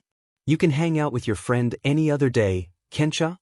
"But I said I was going to hang out with Todoroki," Midoriya said more firmly, successfully distancing himself from his father. "I keep my word." The man frowned and tilted his head to the side as if considering something. Todoroki, why does that name sound familiar?" Midoriya looked at Todoroki to see if he wanted to answer. "My father is Todoroki Enji, the flame hero, Endeavor." Todoroki kept his words clipped and precise. The man's eyes widened and he looked almost hungry. "Really? Well, isn't that a coincidence?" He swung his arms over both their shoulders now, dragging them into his space. "I have a flame quirk too. I can breathe fire, in fact. Like a dragon.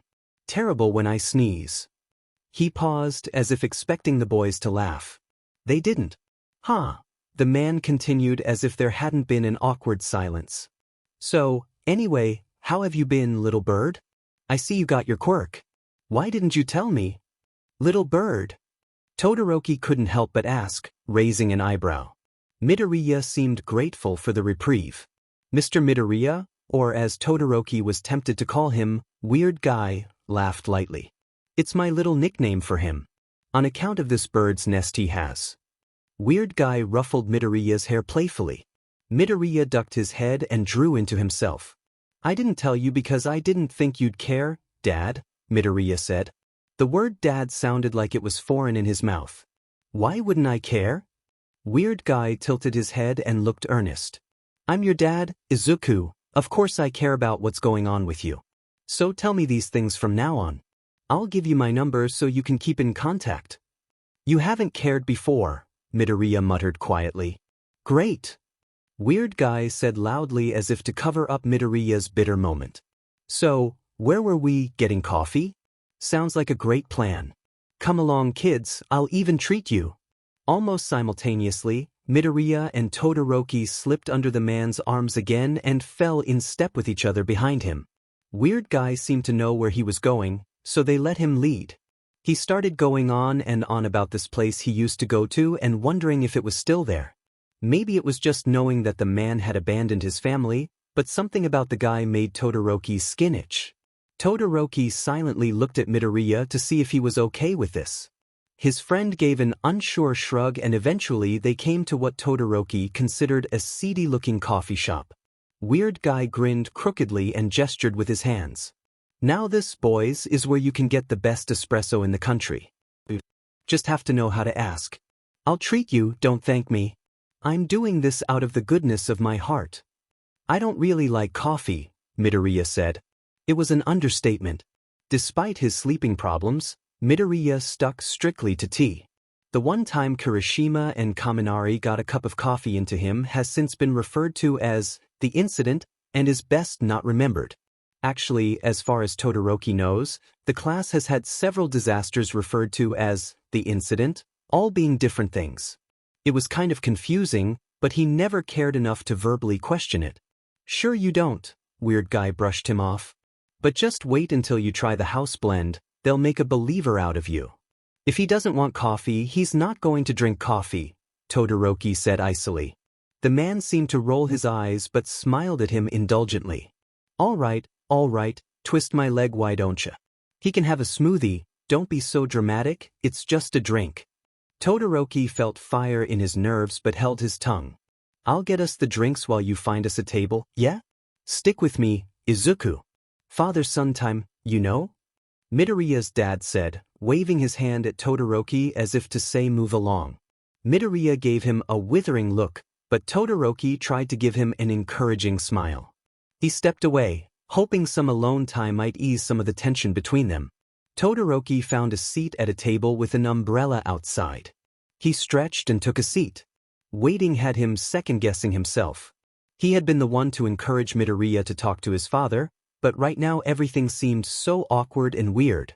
Meeting his mother for the first time in years had been awkward too, but it wasn't this kind of weird.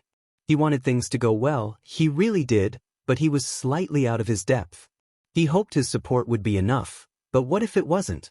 The man didn't exactly give off Stain or Shigaraki vibes, heck, he didn't even give off Endeavor vibes, but he did give off some sort of bad vibe.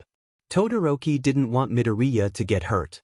While waiting, Todoroki noticed just how run down and seedy the place really looked. Everyone in the place looked like they could just as easily be selling drags in an alley than drinking coffee here. It put him on edge. He wondered what kind of person Midoriya's father was to think it was a good idea to take 2 children here. Hey kid, someone said right behind him. If Todoroki hadn't grown up with his father's training, he would have startled. Instead he kept the appearance of someone perfectly calm and turned raising an eyebrow. The stranger, who was shirtless with blue skin and hair, smirked at him. If you're going to imitate someone, I recommend changing clothes and picking someone a little less high profile. I'm highly doubt Endeavor's real kid would be caught dead in this dive wearing a women's shirt. Ah. Todoroki gaped for a moment and then quickly shut his mouth. I'll take that under consideration. The guy leaned in a little closer. I wouldn't taking you under consideration, though. You busy? Todoroki held his ground and spoke in a cold voice. Yes. Well maybe when you're done here. Ehem, someone cleared their throat loudly. Both Todoroki and the blue stranger turned to find that Midoriya's dad had arrived with the drinks. Midoriya stood behind him looking slightly angry, possibly on Todoroki's behalf. The blue man paled the moment he saw Midoriya's father. I didn't mean nothing by it, he said too quickly, and then hurried off. Todoroki frowned at the reaction, but accepted the cup of espresso put in front of him. Did you know him? Weird Guy asked. No, Todoroki said simply. He was just offering me some advice. Midoriya's father snorted and plopped into his seat. Midoriya gave him a look silently asking if he was all right, and Todoroki gave a small nod. Well, if you have any problems you let me know, kiddo. You want to be careful in these parts. Weird Guy said seriously. Midoriya said what Todoroki was thinking out loud. Then why did you bring us here? Because it's the best place to get espresso, the older man repeated with a shrug. Todoroki took a sip of the coffee just to check. He'd had better. So, Weird Guy said, not one to let silence linger. Tell me about yourself, Izuku. What have you been up to since I've been gone? You got any friends? What are they like? What do you like? Tell me it all. Todoroki remembered his mom asking similar questions, though not as fast. It had been awkward but it got better as they talked. Todoroki again offered Midoriya an encouraging smile. Well, Midoriya said glancing at Todoroki. As you probably know, I got into UA. I'm friends with just about everyone in class, including Todoroki, of course. They're all nice and surprisingly caring. They worry a lot but I guess that's just part of the course for hero work dash. Todoroki resisted the urge to cut in and say it's par for the course of having a friend who is constantly injuring himself.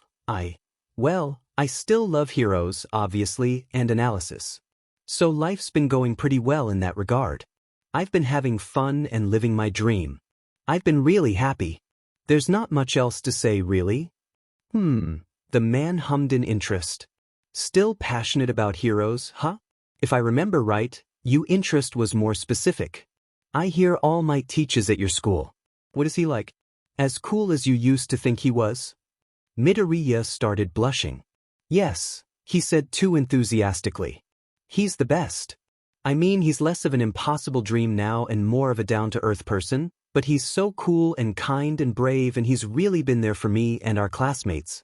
He's really willing to put himself on the line to protect us. Though he shows a bit of favoritism, Todoroki couldn't help but tease. Midoriya blushed deeper. Midoriya's father laughed. Good to know. How are you liking class? How are your other teachers? What is the hero course like? Well, it's... Midoriya paused, scrunching his eyebrows as he searched for the right word. Intense. Todoroki offered. Yes. Midoriya snapped his fingers. It can be really intense and physically demanding. Even our homeroom teacher is intense and demanding, Todoroki noted fondly. Aizawa-sensei has been surprisingly kind and supportive since the investigation of his father has started. He seemed annoyed that Todoroki had never brought the issue to him, but he offered him a safe place to stay if he needed it and has been one of the less biased people he's talked to. Though a lot of the bias disappeared when Midoriya brought out his file on Endeavor. Todoroki swore to never make an enemy out of Midoriya when he saw it. Apparently, when Midoriya was angry, he was capable of digging up every piece of dirt and weakness someone had. Todoroki wouldn't be surprised if Midoriya received a consultation credit, though he might need a license for that. Would his provisional license count, or would he need a whole separate one? It was something he'd have to look up. The investigation was still out of the public eye, and would hopefully stay that way for as long as possible. Midoriya laughed and Weird Guy hummed thoughtfully. You two are at least remembering to have fun and make trouble, right? He asked. Midoriya and Todoroki exchanged a different kind of look. You could say that. Midoriya said. Weird Guy caught their tension. I don't mean death threats and villains, he said, exasperated. I mean women and alcohol. You're teenagers. You're supposed to be having fun, breaking some laws, getting messy. Considering Midoriya possibly murdered the last teenage womanizer that he'd met, it was safe to assume that wasn't his thing. Todoroki himself had a healthy respect for women. Between his sister, his mother, Momo, and Uraraka, he wasn't in a hurry to underestimate and piss any woman off. Women also tended to be nicer to him than men. Uraraka said it was because he was pretty and the other boys were jealous, but he didn't really see it. He wasn't pretty, after all. His face was permanently disfigured. Maybe women were just nicer about that kind of thing? Alcohol was also out. For Midoriya, it was a worse idea than coffee. For Todoroki, alcohol plus fire quirk was a bad idea. His control of his fire was already tentative as is. Todoroki did not want to risk lowering his impulse control. For all he knew, he'd start acting like his father or something. It was not worth the risk. We get messy enough, Midoriya said tactfully. He'd probably have thought something along the same lines as Todoroki, only faster and with 17 times the volume of pros and cons. Weird Guy looked back and forth between them as if he were considering something. What? Are you guys fgots? Midoriya drew a sharp breath and started blushing and flailing, looking a combination of outraged and embarrassed. Dayat. Todoroki just raised his eyebrows in a way that he knew made people squirm. In reality, he did not know what the word fgot meant. He had heard it before. It had been shouted at his father and him by people in crowds at public outings, and it was sometimes left as comments online, but no one had ever actually explained the meaning of the word. He asked his sister what it meant when he was 9, and she had told him she'd explain it when he was older. Todoroki wondered if he was old enough to find out now. Weird Guy just smiled wolfishly. I'll take that as a no for now. Let me know if you ever change your mind, son. Gay SEC is a different talk than straight SEC, and you might need both. It had to do with being gay? NSC? Was that why his sister got embarrassed? Midoriya, if it was possible, turned even redder. Todoroki, for his part, kept his face politely blank. Midoriya started trying to stutter something. He covered his face with his hands. Midoriya's dad burst out laughing. Fine, we'll leave the SEC talk for a later date. But loosen up a little, will ya? You're getting to an age where you need to be able to talk about these things. Better to be healthy and open than to be close-lipped and have no idea what you're doing. You might get a disease or something. Todoroki tilted his head thoughtfully. That's a fair point. Todoroki knew very little about SEC, the general sentiment in his family being, don't until you're married and you'll only get married when I say you can. It didn't leave him particularly enthused about it. The other boys in the dorm talked about it like it was a shady secret. Their health class explained it in a purely biological way. The whole how to deliver a baby section that followed the SEC ed section was also off-putting. He would genuinely appreciate a more straightforward explanation that didn't involve midnight implying he had weird KNKS. Weird guy laughed and slapped him on the shoulder. He gets it. Midoriya buried his face completely in his arms. Please don't encourage him, Todoroki-kun. Okay, Todoroki agreed easily. He considered what to say before Weird Guy got on another tangent. He decided to cut straight to the point. So, why did you abandon your family for 10 years? Midoriya cut him a panicked look over his arms and Weird Guy froze.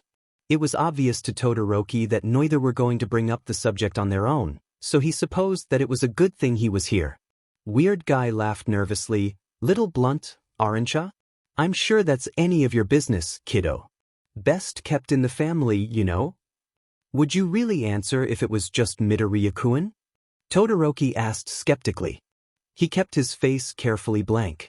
It wouldn't do to show emotions here. The man shifted a little, eyes narrowing slightly. Yeah, of course. Todoroki nodded and stood. Then I will step away. He put his hand on Midoriya's shoulder and squeezed it for a moment, imagining he was transferring him his strength. Midoriya gave him a pleading look for a moment, but it didn't take long for his expression to smooth out into a look of determination. Thank you, he mouthed. Todoroki gave the slightest of nods and then stepped into the cafe, considering whether grabbing a bite to eat was worth it. All eyes turned to him instantly and the entire room seemed to freeze. Todoroki wondered if it was because they knew who he was or because they thought he was someone else. Being the center of attention wasn't a new sensation for Todoroki though, so he moved forward with poise and looked over the menu as whispers slowly started again. He strained his ears to hear what they were saying, but failed to pick up words. I'll have a chocolate croissant. He decided. The barista looked slightly afraid of him. Todoroki couldn't decide if this was normal intimidation or something is wrong intimidation. He'd stay wary. He settled in a seat inside the cafe by a window with a view of the Midoriyas just in case. Midoriya looked tense, but his eyes were burning.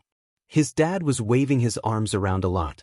Todoroki frowned at that, but he'd let it play out for now. Yet another stranger approached him. Todoroki wondered if he had a target painted on him. Was it the shirt? It might be the shirt. Hey kid, how old are you? This time it was a gruffer older lady with an eye patch, wild-looking scars, and strange clay-like hair. I don't see how that's any of your business, Todoroki said in a tone that could pass for polite. The woman smirked at him. Cool your jets, Peppermint, I don't want anything from you. I just wanted to give you a warning. Todoroki looked between her and the window and felt his gut twist. Please don't tell me the black-haired guy is bad news. The woman smiled wider and Todoroki noticed that her teeth were clay, too. Fine, she said almost teasingly. I won't. Todoroki mentally groaned. Can you tell me how bad? Not without a price. Figures. Thank you then. Have a nice day. Todoroki went back to his croissant and the woman backed up. Outside, Midoriya was starting to look upset. He wasn't yelling or gritting his teeth the way he did when he was fighting. Instead, he was starting to look small and self-conscious. Todoroki didn't like that look. His dad was still waving his hands around defensively. Todoroki knew enough about body language to guess that he was playing the victim. It was kind of annoying, especially when Midoriya looked like a kicked puppy. Todoroki debated whether it was time to cut in when Midoriya suddenly slammed his hands down on the table and started to shout. His voice was muffled by the window, but his voice did carry enough that the cafe patrons turned to look. Todoroki did not envy the position Weird Guy was in, but frankly, he probably deserved it. Weird Guy was still acting like the victim, and Midoriya had frustrated tears in his eyes by the time he stormed off. Todoroki stood to go after him, but froze when Weird Guy seemed to laugh and roll his shoulders. Weird Guy stepped back into the cafe and shrugged. Family troubles. He spoke as if it was nothing, and Todoroki felt the familiar icy bitterness he felt around his own father. Mr. Midoriya? He said, voice revealing nothing. The man turned and looked slightly startled. He seemed to have forgotten that Todoroki was there. A word. The man laughed again and Todoroki hated him. So much for reuniting with his family. He didn't care. That was obvious in every way. He didn't deserve to be in Midoriya's life. Sure thing, kid, what do you got? Weird Guy said, coming over to his table. Todoroki caught the momentary calculating look in the man's eyes and wondered if that was something else Midoriya got from him. No, he decided, Midoriya and Inko-san were far smarter than him. They knew how to read a room. The rest of the cafe patrons were eavesdropping, Todoroki knew. He wondered if he cared. He silently decided what was the best approach for this kind of man. Finally he settled on, "You're a businessman, correct?" The man opened his arms wide. "You got me. Then you understand what cost-benefit is, correct?" The man tilted his head to the side as if wondering where this was going. "It's pretty basic, kid." Todoroki nodded, face still revealing nothing. "You seem to have a lot backing you." Todoroki shot a glance towards the rest of the cafe. People quickly avoided eye contact. "You seem to know what you're doing." The man grin turned hungry, and he drew closer. "You're a smart kid, aren't you? You looking to make a deal?" "No. I am giving you a warning," he said, and he intentionally lowered the temperature of the room until it felt frigid. "If you go toe-to-toe with your son, you will lose everything." Weird Guy seemed momentarily shocked, but then he snorted. "Speaking from experience, are we?" Todoroki met his dark brown eyes. They were plain compared to Midoriya's bright green. Fortunately, no.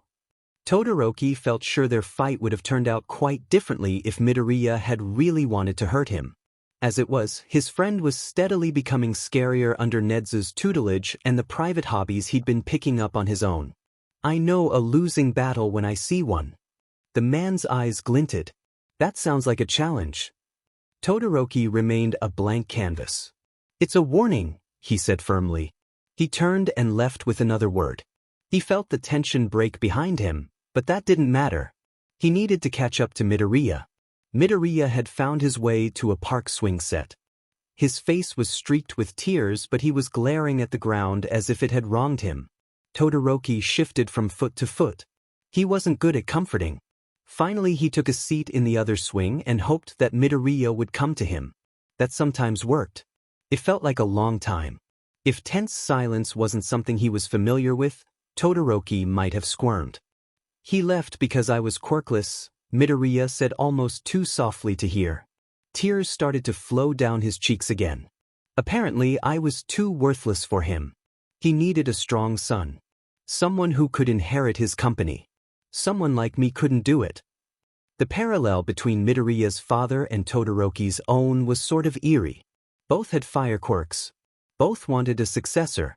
The only real difference was that Todoroki was perfect and Midoriya wasn't. Todoroki wondered if Midoriya would have ended up living a similar life to his own if he had been what the man wanted. The idea made him feel slightly sick. Todoroki said flatly. He was following Midoriya's lessons and swearing. He meant it. Midoriya laughed a little. I know I shouldn't be this upset.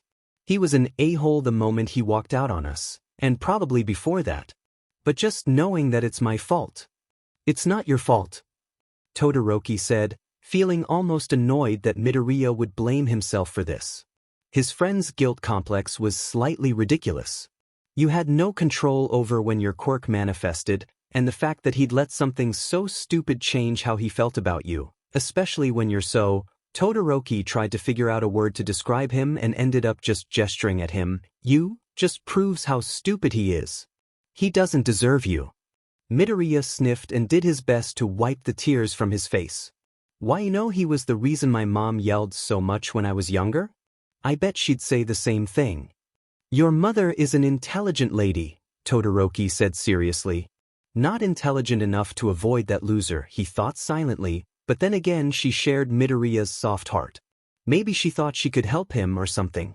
Midoriya smiled, but his eyes remained downcast. Guilt chewed at Todoroki for convincing him to interact with the a-hole. Being a hero was about sticking your nose in other people's business, but no one talked about what to do when you made the situation worse. You got your answers, though? Todoroki asked, slightly tentative. Right. That seemed to bring some train of thought to an end, and Midoriya blinked and looked up, expression settling. Yeah, I suppose I did. Todoroki had no idea how to read into that. He kicked off the ground and started swinging slightly. If it makes a difference, Todoroki said, keeping his tone light, I still think you're All Might's love child. Midoriya let out a choking laugh, clearly caught off guard. Why? You take after him more, Todoroki said, swinging higher. If not by genetics, then by adoption or something. You act just like him. I do not, Midoriya said, but he was smiling now. If we're going by attitude, then you're Aizawa's love child. Todoroki snorted. You say that like it's a bad thing. Oh, I don't know, Midoriya teased and began swinging too. Can you imagine growing up around Aizawa? Todoroki hummed thoughtfully. Point taken.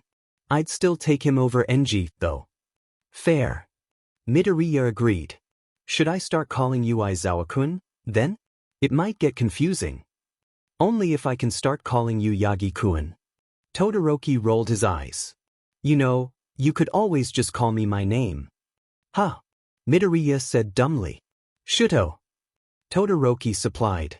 It is my hero name, you might as well get used to it. Ah. Midoriya went completely red. Then you can call me Izuku. Just to avoid confusion, right? Todoroki grinned the private smile he only reserved for his close friends. Okay, Izuku. Midoriya, if possible, blushed harder and hid his face in his hands. Okay, Shuto. And if Todoroki's heart beat a little faster, no one but him would know it. They played in the park for a couple hours longer. Midoriya had been horrified to find out that Todoroki's jungle gym growing up had been more militaristic and didn't have things like slides or swings or a tetherball. He stubbornly made him play all the two-person games he could think of and explained all the games that required more players. It was fun, Todoroki admitted out loud. Midoriya. Izuku had beamed like the sun at him. In that time, a feeling settled in Todoroki's chest, a kinship that he hoped Izuku shared. Maybe both their fathers Maybe Izuku's father would rise to Todoroki's supposed challenge. Maybe Enji would break his promise to get better. But if there was anything Todoroki had learned since joining Class 1, it was that family could be found anywhere. It could be chosen. All of Wano was his family, but in a way that went beyond heroics and saving each other's lives, Izuku would always be his brother. It started like this. And now, dear listeners, this week in the up-and-coming we have a guest a little younger than you're used to. A student in the now infamous class of 1A, a finalist in the sports festival and all around one of the cutest little heroes. We've got with us today the hero who doesn't give up, Deku. Hello, Deku. Hi. Midoriya's voice said over the radio. First-time guest, long-time listener. It's really nice to be here, present Mike. His voice pitched in a way that said he was almost crying from nervousness. Present Mike laughed. It's nice to have you here, kiddo. Now let's get to the brass tacks. You made quite an impression at the sports festival. Want to tell us how you were feeling and what was going through your mind while out there? Midoriya said, clearly dying from embarrassment. Mike would do his best to ease him out of that. One of the reasons he brought Midoriya on the show first was to show him what the interview process and limelight was like. Heroes had to deal with the media all the time, and it's be easier to learn the ropes with someone he was familiar with. Present Mike did this with all his students, usually when they reached year 2 at least, but Class 1A, already being a villain magnet, was a special case. Mike figured that if they already had to deal with all the bad stuff, they deserved to see some of the good stuff too. Was it blatant favoritism? Kinda, but he'd introduce Blood King's Class 2, it'd just be year 2 by then. Well, I was, thinking about things honestly. I was trying to win obviously, but I also had to be careful with the backlash of my quirk. I obviously couldn't win if all my bones were broken. Obviously that didn't work out for me anyway, But I've been managing to get a better handle of my quirks since then, so I don't break my bones anymore, most of the time. Midoriya was painfully awkward and all over the place. The professional in Mike inwardly cringed, but the found teacher in him found it endearing. So your training has been going well? Present Mike asked, keeping his voice breezy and enthusiastic. Where do you see yourself in a couple years? What kind of hero do you want to be? Well, Midoriya said and hesitated for a moment. I want to be the kind of hero that people look at and feel safe. I want to give people hope, so I guess I want to be pretty versatile. I'm the you can do it hero, not just because I want to be the kind of hero that can save anyone, but because I want to encourage that belief in other. I mean, 2 years ago being where I am today seemed impossible. If I can come even this far, then I'm sure you can do it too. You can overcome your hardship. Plus ultra. Midoriya spoke with surprisingly confidently when he spoke about his dreams. His eyes were sparkling and he looked absolutely adorable. Inspirational. Present Mike decided to tease him a bit. Sounds a bit like another hero I know. Are you a fan of our recently retired #1 hero, Deku? Midoriya instantly turned pink and flustered. Well, I mean yes, who isn't a fan of All Might? He's the #1 hero for a reason. Present Mike smirked. He could imagine Yaga blushing now. Well, with All Might working at the school and all, how did that first meeting go? Did you have a fanboy meltdown? Midoriya covered his face with his hands. Yes, he said, voice still clear on the microphone. I met him a while before school started during a villain attack. He saved me and then I vomited and passed out because I was suffocated by the villain for a bit, and he was there when I woke up and I cried and it was awful. Present Mike couldn't help but laugh despite himself. That sounds quite harrowing. All Might's a good guy though, I'm sure he was cool about it. Yes, he signed my notebook. Midoriya said, face still covered with his hand. Mike could see his red ears sticking out of his hair though. Present Mike laughed again, keeping up a positive mood. That was nice of him. Word on the street is that you're a hero fan, is that true? If possible, Midoriya looked even more embarrassed. He looked like he'd melt through the floor if he could. Yes. That's pretty cool. Is that one of the reasons you want to be a hero? To meet your heroes? Mike took on a teasing tone again. Teasing Midoriya was too much fun. More like I'm a fan of heroes because it's my dream to be one. I want to help people, so it makes sense that I'd admire the people who help people, right? He spoke bashfully then as an afterthought. Oh, I also appreciate doctors and police officers. I'm pretty sure society would collapse without them. My scars agree that doctors don't get enough appreciation. Present Mike smiled warmly. It was a nice subtle shout out to Recovery Girl. Well, it's good to see a young hero with their heart in the right place. We're gonna take a short break now, and coming up we'll open up the lines to some caller questions. Keep listening, lovelies. Mike flipped one of the switches on his soundboard that would turn on some pre-recorded commercials and turned off his and Midoriya's microphones for the time being. Midoriya was looking anxious. Hey, how you feeling? Is it as bad as you expected? Mike asked, trying to keep his student in a good headspace. I'm going to die of embarrassment. Midoriya said firmly. Why did I say all that? Oh God, I'm going to become a meme again. And then I'm going to have to leave UA and move and change my name and shave my head because my hair is too recognizable. Hey, Mike cut off the ramble before Midoriya could get to lost in it. Don't worry, kid, you're doing great. You're modest and kind, people eat that stuff up. Don't worry, they'll love you. Midoriya didn't look like he believed him, but he closed his eyes, took a deep breath and calmed down. If they hate me, it's not like I can stop them. Midoriya clenched his fist and seemed to gather his courage. There was a pause. Again, as in you've been a meme before? Midoriya's eyes snapped open and he stared with scarily intense eyes. We never speak of that. A little freaked out, Mike agreed, though everything but his survival instinct told him to prod further. He'd look it up later. Mix producer signaled him and Mike nodded. Okay, kid, we're going back on air, you ready? As I can be, Midoriya said, looking a little sick. Okay. First caller, you're on with present Mike and Deku. What question do you want to ask our prying ears? Mike had already done his opening spiel about the radio station and the like. He had that bit memorized to the point of being a second instinct. Mike was pretty sure he'd screamed it at some villains before. "You're a fanboy?" the caller asked with dangerously desperate enthusiasm. No build-up or hesitation. Mike knew the question wasn't for him then. Midoriya laughed sheepishly, shooting a bug-eyed look toward Mike, despite that Mike was pretty sure some of the audience was swooning and how cute he sounded. Yeah, I spent a lot of time on the forums when I was younger and even made some fan art, though it obviously wasn't very good. Still do sometimes. The caller screeched. "Oh my god. That is so cool. What's your blog name? What kind of content do you post? Can you marry me?" Midoriya's smile became a little more nervous. "I'm sorry. I don't think it's safe for me to say my blog name here. I usually post hero analysis and video breakdowns. And like I said, I also do fan art. But it's so embarrassing. You wouldn't want to see it anyway." The girl across the line screamed again, and present Mike smoothly cut the call off.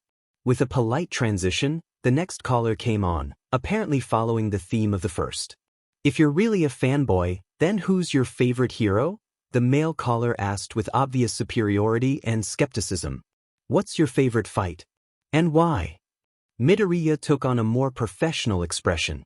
"Well, I've already said it was All Might, didn't I? For obvious reasons. I know it's cliché to go for the number one hero, but All Might's influence can be seen throughout society and will last far after his death. He's the great hero of a century. My favorite fight has to be his debut, where he saved at least 100 people from a burning building. I know he's achieved greater feats since then, but he sure did make a great first impression. Admittedly, I have nostalgia for that one. The video of that rescue ignited my passion for heroics when I was 4. It was probably the coolest thing I've ever seen. Does that answer your question, or does a rescue mission not count as a hero fight? Because to pick one hero fight is considerably harder. There's a lot more factors to take into account." Midoriya began to descend into muttering. The microphone wasn't catching him well, but present Mike decided to leave it on to be funny. "I think that's a good enough answer, Deku. How about you, dear listener?" There was a pause over the line, and for a moment Mike thought there was a delay on the call. The male caller said a begrudging, "He passes." Midoriya broke from his reverie, sounding completely horrified. "Wait, that was a test?" Present Mike breezes along, expertly keeping them on schedule. The next few questions followed in the same manner. Apparently the hero fans were excited to talk to a fellow fan. The questions ended up being more about Midoriya's opinion on other heroes than any details about himself or his future. But the thing was, Midoriya was good at this. He was smart about his answers, and he never seemed to reveal too much even when he could. His anxiety seemed to slip away when he was thinking about his answers, and he was good with the fans. He was open and understanding and calm, and he treated them as people rather than just anonymous entities that he'll probably never speak to again. He laughed and jokes and somehow managed to be more charismatic than Mike has personally ever seen him. Mike barely had to talk at all, which was new. But Midoriya was finally looking relaxed and smiling. "FCK, marry, kill, the top 3 heroes," the new caller said too quickly. Mike spoke too soon. "Kill Endeavor, marry All Might, and..." Midoriya began without hesitation but abruptly trailed off, flushing. "Make love to Best Jeanist." "Why would you ask me that? I know All Might and Endeavor in real life." Deku buried his head completely in his arms, face cherry red. "You know Endeavor but still chose to kill him? That's a burn." The caller laughed at their own pun. "Knowing him in real life is why I chose to kill him," Midoriya said automatically. "Whoa-ho, beautiful listeners, this is getting dangerously close to slander." Present Mike cut in, caught off guard by Midoriya's sudden deadpan humor. "Wow, Endeavor's lawyers must be busy if his ego is so fragile that he thinks a 15-year-old talking smack will damage his reputation." Midoriya's stutter and embarrassment seems to magically disappear when he insults Endeavor. And present Mike burst into laughter, taking a good portion of his listeners down with him. He tried to say something but just burst into laughter, settling instead to flip a switch on his soundboard that he nicknamed the Shade Cannon. It played air horns and he flipped it when someone threw the most effective shade. Midoriya's face split into an excited smile that made any risk of lawsuit worth it. He apparently never expected to be part of that bit and positively glowed now that he was. I think we need to go to commercial break so that I can catch my breath. The rest of the show ended up continuing in a similar manner. Fans just kept calling and wanting to know Deku's opinion on heroes and fandom culture, and Midoriya had a lot of answers. The boy looked like he was having a lot of fun and seemed a bit disappointed when Present Mike had to end the show. Present Mike wasn't prepared for the fan response after though. See, while many heroes said they were fans of other heroes and cited their inspiration and mentors with ease, very few heroes were fanboys. In the 3-hour radio show, Midoriya had proven to mix audience that he was the real deal, that he was one of them but also the public hero that everyone wanted to be. Midoriya had proven himself to be funny and clever and charismatic, and one of them. He was theirs. Not some distant figure looking down on them, but someone who had been a friend, part of their community. Someone who was still their friend apparently. Which meant that practically overnight Midoriya became the hero's fandom's hero. It also meant that mix inboxes were filled with letters, emails, and messages demanding that he bring Midoriya back on the show. The fan response was overwhelming actually. Deku's episode was quickly entering the top 10 of highest listened to episodes Present Mike has ever produced. And was still gaining. Present Mike spent some time debating it. He had to be fair to the rest of Midoriya's classmates and give them their episodes yet. He was also all too aware that Midoriya was still a student and drawing so much attention to him could be dangerous, especially if it seemed like he was giving Midoriya special treatment by welcoming him back on the show. But Midoriya already had the attention. The fan demand was too overwhelming to ignore. And Mike would be lying if he didn't acknowledge the lucrative opportunity he had here. So coming to a decision, Present Mike approached Midoriya a week later. Hey Midoriya, would you like your own radio show? Dear Hero Death, I told you I'd be following your progress. Knowing how the prison system works, this letter is probably getting to you late or not getting to you at all, but I'm sure you haven't forgotten me. I've heard you've gotten up to quite a bit since I've last seen you. Fighting Muscular and winning is quite impressive, especially considering it was in defense of a child. Personally speaking, I think Muscular is the worst kind of scum imaginable. Senseless murder, seeking violence for the sake of violence. If I were allowed, I would kill him just as readily as I would any false hero. Villains deserve to be killed far more than heroes in my opinion, but interestingly, murdering villains doesn't get anyone's attention. When I murdered villains, only 30% of their bodies were noted on the news, and I never even tried to hide my work. It was like the world was just willing to forget them. It sometimes makes me wonder if that's one of the reasons they became villains in the first place. Very few wish to live in obscurity, I've noticed. It's always struck me as rather silly. A life's value is not determined by the amount of fame one has achieved, but the difference you have made. And that kind of value cannot be determined by others. Only you can decide what you have made is worth something, and only you can decide what you value. To put your own worth and your own values in the hands of others is suicidal, and yet so many do it. So many are blind to the harm they bring onto themselves. Back to the Muscular fight, I must say that I'm disappointed in you, Deku. You were so much cleverer in your fight against me. I am sure you must have noticed that Muscular's weakness was his eyes. A bit brutal for a hero like you, but given the circumstances you were in your right. You were protecting a child after all. Instead you resorted to a battle of brute strength and ultimately hindered yourself in the battle to come. A hero has to be clever too, Deku. You know this. I should hope you perform better in your next fight. The fight in Kamino Ward afterwards was significantly more important. I've heard you were there. Why am I not surprised? The news about All Might. In truth, I cannot be disappointed. It is true that his time is passing and that our fated battle may never come to pass. But it brings him up in my esteem. He has sacrificed much in his battle for good than I had assumed. He has saved so many lives and brought light to so many people. The fact that it had such a heavy cost only proves that he is a selfless hero. Even powerless, I believe he will still fight to protect people. But being defeated by him seems less likely now, so I will hand my faith to you instead and ask that you make the world a better place. You will, I hope, become the next light to defeat the world's darkness. Moving on, I've heard some interesting things through the grapevine. apparently I have fans. Seems a little pathetic, honestly. I never set out to be a role model, and yet I'm sure these strangers are going to try and be me. Even though I doubt they even understand the full scope of my vision. If they make some good in the world, all the better, but I doubt it. I've noticed that people are misunderstanding my doctrine.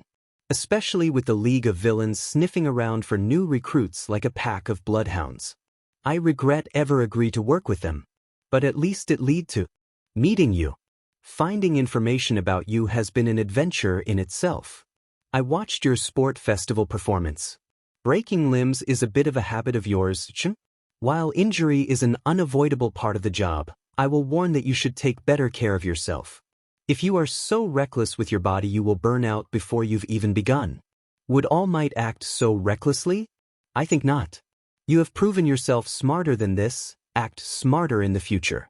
Your performance in the festival was quite interesting. Most markedly, your battle against the Todoroki spawn was fascinating. What you were saying wasn't recorded, but I am fairly decent at lip reading. Tell me, Hero Deku, did what message you were trying to get through to him really stick? In my experience, people don't change. I suppose the fact that he was the one you called for aid during our fight is speaking of your relationship. But I know he's still the piece of garbage his father raised. A little fight cannot erase the poison that's in his blood. He's just waiting to bleed that poison into the world. You should be less naive. I suppose your faith in others is what makes you a hero. Beyond that, I am proud of you. While you are still a newborn fawn, you are bound to be clumsy, but you still have the heart of a hero.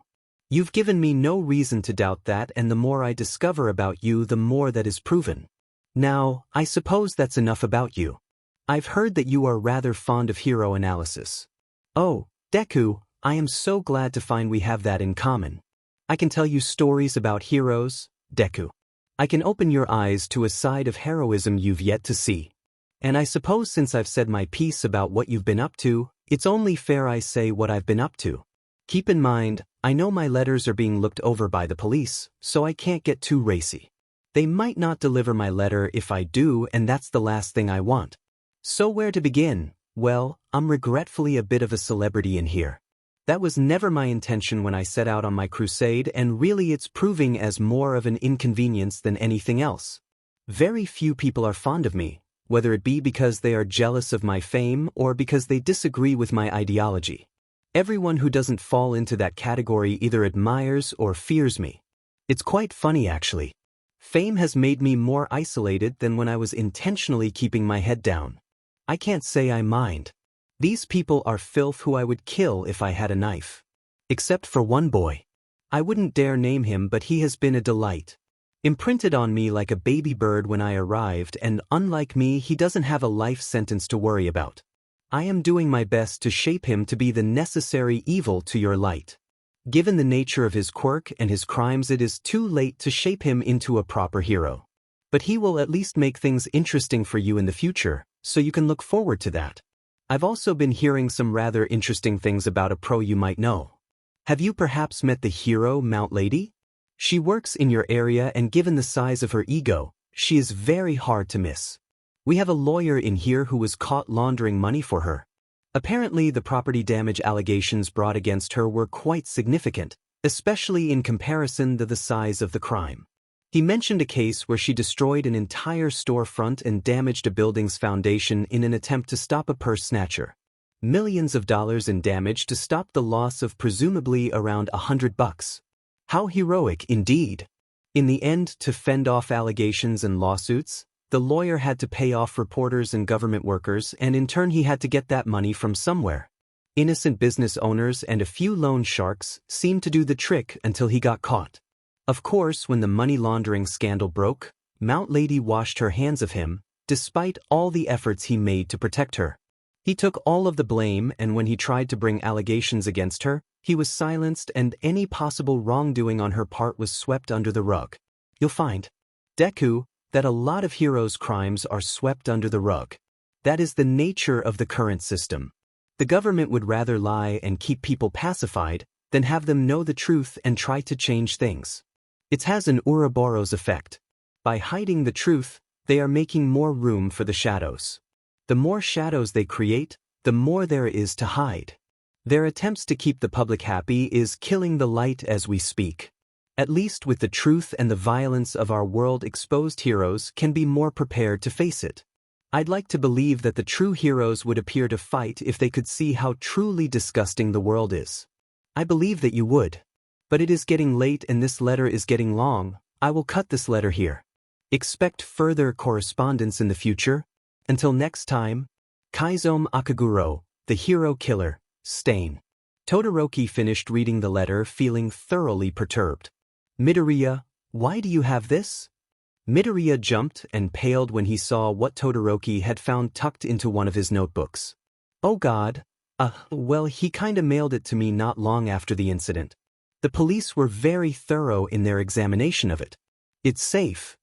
Todoroki found himself giving Midoriya an incredulous look. This was one of those moments where he felt like Midoriya was from an alien planet. Yeah, but why did you keep it? Midoriya covered his face and looked in that moment like he was preparing for death. It's my first piece of fan mail. If there were two things Midoriya Inko's son got from her, it was her intelligence and her anxiety. They shared a lot more than that, of course, but those two things always felt the most prevalent. Anxiety to some degree felt natural. She was a single woman living in a world where violence and destruction and crimes had become commonplace. For a long time her son was among the most vulnerable people in the world's population. She's watched firsthand as her son was discriminated against. Her husband, a man she thought she loved, abandoned her and her son when he couldn't handle that their son was different. You'd excuse her for being slightly paranoid, thank you very much. The world was cruel and their situation was hard. She'd found out the hard way, again and again, that she was not strong enough to protect her son completely.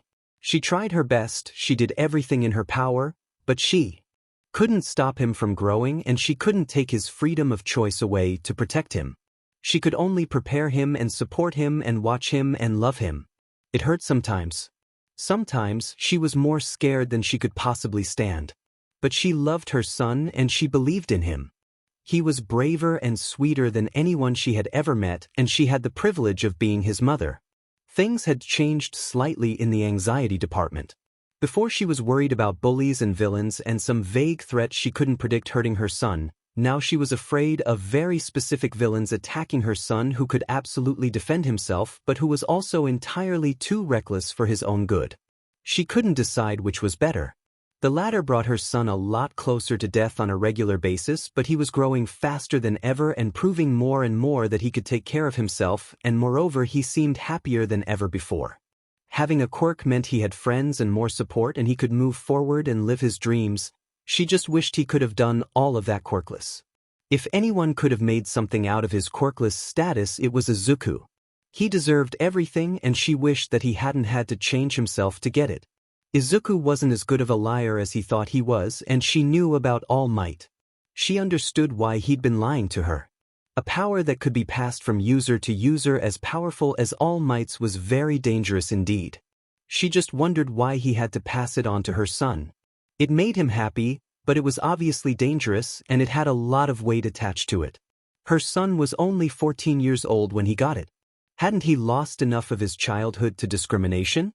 Now he had to lose it to villains and a power he can't control? She just couldn't stop worrying about these things. It was all out of her control. She knew that, but that didn't stop her from wanting to wrap her son up in blankets and bubble wrap and preventing him from ever leaving her sight. She didn't know what she would do if he died, and unfortunately death seemed to be gradually edging closer with every near miss that passed. So, Inko supposed that's where the intelligence came in. She was the one who first encouraged Izuku to analyze heroes. She loved heroes too, of course. She'd always admired the bravery it took to do their jobs. She'd always admired the kindness that they showed to public. Izuku, of course, took that admiration and ran with it, turning it to his lifelong dream and motivation. He wanted to be brave, kind, and most of all he wanted to help people. He wanted to save people and make them smile. He was her little hero.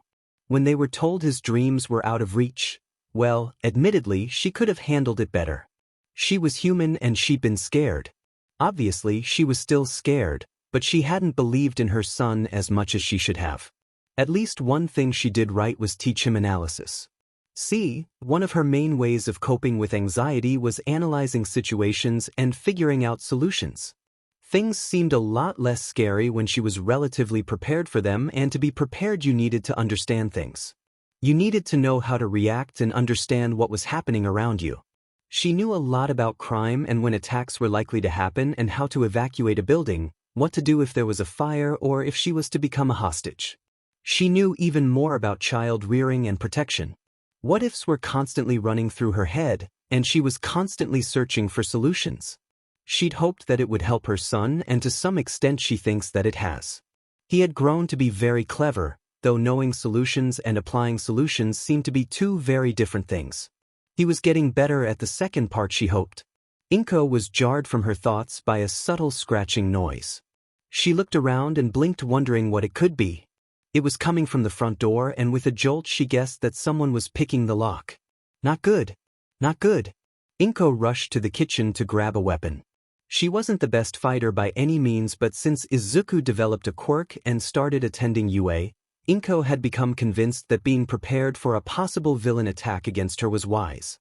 She wasn't nearly as fit as Izuku, but she'd been losing weight, and the self-defense classes she'd been taking made her feel slightly more prepared. She'd also been training her quirk.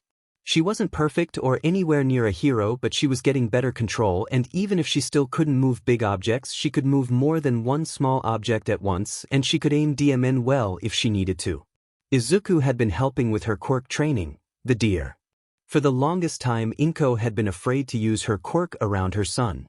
It felt like she was rubbing his face in the fact that he didn't have one.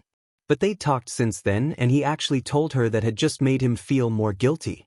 Which in turn made her feel guilty for making him feel guilty. It was a cycle. They were getting better about that, about communicating and avoiding accidentally hurting each other. Inko took a knife out of the knife block. The door opened. I got home early. And Inko almost breathed a sigh of relief. Almost. But the hair standing on the back of her neck didn't go down. Deciding to pretend everything was normal but still holding the knife, Inko reached under the sink and grabbed the cutting board as though this was what she had intended to do all along. It was too early to be making dinner. She'd actually been sitting at the table doing the bills a moment ago, but Izuku didn't comment on it. She told herself she was overreacting, but she wasn't going to ignore the voice in the back of her head that was telling her something was wrong. If her instincts were wrong, she'd calm down in a little bit. So, how was your day at school? She asked, carefully maneuvering so that she could keep an eye on her son while getting some vegetables out of the fridge. Izuku shrugged. Oh, you know the usual. I got a little hurt during hero training, but Recovery Girl patched me right up. And I may have seen a villain walking home. But I'm okay. They didn't stand a chance against me. Well, that was definitely suspicious. Izuku never spoke so flippantly about villains. He knew it worried her and was usually a subject he avoided bringing up if possible. Usually she had to drag answers out of him. And the whole while he'd be saying he was fine, whoever was possessing, controlling, or pretending to be her son had used an almost teasing tone, like they were making an inside joke. Just one last question to be sure. Izuku, did you pick up the eggs? The boy blinked and tilted their head to the side. Ah, sorry, I must have forgotten. That wasn't her son. Ever since he was a child, they had a code phrase between them. She would ask if he had picked up eggs, and if everything was okay, he'd respond, "No problem, Mum. Let's get cracking." In those exact words. If something was wrong, he'd say, "Sorry, I accidentally dropped them." They had a separate set that he asked her and she answered. They even had a code word for if he was approached by strangers who claimed to know her. She'd been told in the past she was being paranoid. Sometimes, they'd use the code phrase when there wasn't a problem and they'd just shoot finger guns at each other. Sometimes she actually needed eggs. But in this moment it became worth it. She whirled on the doppelganger, saw the glint of silver and used her powers and pulled it out of his hand. A scalpel impaled itself in the wood of the floor. Inko held her own knife defensively in front of her. Her mind was going through the different possibilities. Was this someone disguised as her son, or was this someone controlling his body with a quirk? That was the most important question. They'd talked about villains he had encountered before. There was one who could make an exact copy of someone with a touch. Izuka hadn't interacted enough with them to know the limitations of their powers, but apparently the clones were easily dispersed. There was a girl who, with a taste of blood, could disguise herself as a person. He had mentioned that she may have gotten a taste of his blood. Her mind also tossed in Shinsukuin even though this was clearly not his work and he wasn't a villain. There were quirks out there similar to his, and it was worth acknowledging that someone could be controlling her son that way. Puppeteering somehow. The Izuku lookalike laughed, and if she had doubts before, she didn't anymore. She had never seen that expression on her son's face before. "You're really cool," they said. "What gave me away? You really think I'm going to tell you how to pretend to be my son better? Get out of my house." Inko growled. For all the times she and Izuka had talked about this situation, Inko hadn't expected to feel this said. "Now where's the fun in that?" the false Izuku cackled. Another knife appeared in their hand, slid from their blazer's sleeve. Inko's mind was running 100 miles a minute. She could take the knives with her powers, but the doppelganger was more likely to be prepared for that now. She couldn't hurt them seriously without possibly hurting her son. She didn't have a way of immediately contacting the heroes, though they should be in the neighborhood today. There was no telling how many knives this person had on them, so close combat wasn't an option. She had to go on the defensive. She had to knock the doppelganger out. She had to get a hero's attention. Simple. Inko screamed in terror as suddenly everything was moving too fast and there was a knife in her arm and the knife she'd been holding dropped to the ground and someone was laughing high-pitched and enjoying themselves. The person was in her personal space, so even though it went against her original plan, Inko tackled them. Apparently, their transformation didn't change their physical weight because they were a lot lighter than Izuku. That clicked clone or disguise into place in her mind. They landed on the floor with an oomph. Both got the wind knocked out of them. The doppelganger more so because she's now had the whole of Inko's weight on her chest. Clumsily, to buy more time, Inko threw a punch at the person's face. It left her hand hurting and the doppelganger used the moment to put another cut in her arm, but there was a satisfying smack when her fist connected. Time bought, Inko scrambled off the doppelganger and ran to the living room. Panicking slightly and unwilling to turn her back or give the doppelganger a moment's rest, Inko's quirk started acting on its own and raining down the various kitchen utensils and trinkets on the stranger. Heart beating fast, Inko grabbed the nearest heaviest object that she could lift, a metal lamp, and threw it out the window. It took 3 tries to get it through as the glass was tougher than it looked. But now someone outside would notice something suspicious was going on. A scalpel impaled itself in her leg and Inko cried out, dropping to the floor. The doppelganger slinked up like the cat that ate the canary, a look of sadistic glee on their face. It was a look that didn't fit her son. Blood dripped freely from their nose and they liked their lip to taste it. The disguiser girl then, the one Izuku told her about. She had another knife in her hand faster than Inko could blink and Inko scowled back. She had to buy time. She had to fight. The glass shards of the window floated up behind her. Inko was overextending her quirk, but it was the only option she had. She wondered if this was how Izuku felt before he broke his hand. "Let me guess," Inko muttered. "Need to buy time. Need to buy time. The League of Villains sends their regards?" You guessed it, the doppelganger wore a smile too wide for Izuku's face. Shigaraki went on and on about sending a message, you know? Just because you got your kids locked up doesn't mean you're safe from us. Blah blah blah. Personally, I don't really care about all that. The doppelganger moved closer and Inko sent a few shards of glass towards her. The girl ignored them and kept getting closer. Inko's heart felt like it was going to beat out of her chest. She was going to die. She was going to die. But she couldn't. She wasn't going to do that to her son. She needed a plan. There were several knives dropped on the kitchen floor. If she kept the doppelganger's focus towards her, towards the shards of glass, she could maybe. "All I care about is having as much fun as possible," the villain said, getting closer. The knife moved, but it didn't float into the air like she wanted to. Inko was sweating. She threw more shards of glass towards the villain. She got a better grip on the knife. The pressure of using her power like this gave her a nosebleed. Inko fiercely grit her teeth. The doppelganger leaned forward and caught a drop of the blood on her finger and brought it to her mouth. Izuku's skin bubbled away. and transformed her into Inko's reflection. And I'm going to have my fun, bleeding every last drop of blood out of you. Inko glared up at the woman wearing her skin. You can FNG try. The doppelganger opened her mouth to say something gloatingly back. But then she wasn't there anymore. There was a humongous crash, the shattering of glass and concrete, a rush of wind, and suddenly standing in her place was Izuku, the real Izuku, standing with his fists raised, eyes blazing so bright they might have been on fire. Where there had been a wall and broken window, there was now a giant gaping hole that would definitely do a better job of attracting the attention of the heroes than her lamp attempt. It was safe to assume that had been where the villain had gone. Are you okay, Mom? Izuku asked softly. A chill ran up her spine as she recognized the tone. Yeah, she said. The worst she had was the scalpel in her leg. It was still there and she'd leave it to the doctors to pull out. All her other injuries were glancing cuts, nothing bad enough that couldn't be patched up with some bandages and maybe a couple of stitches. Izuku nodded and tossed her his cell phone. Call the heroes.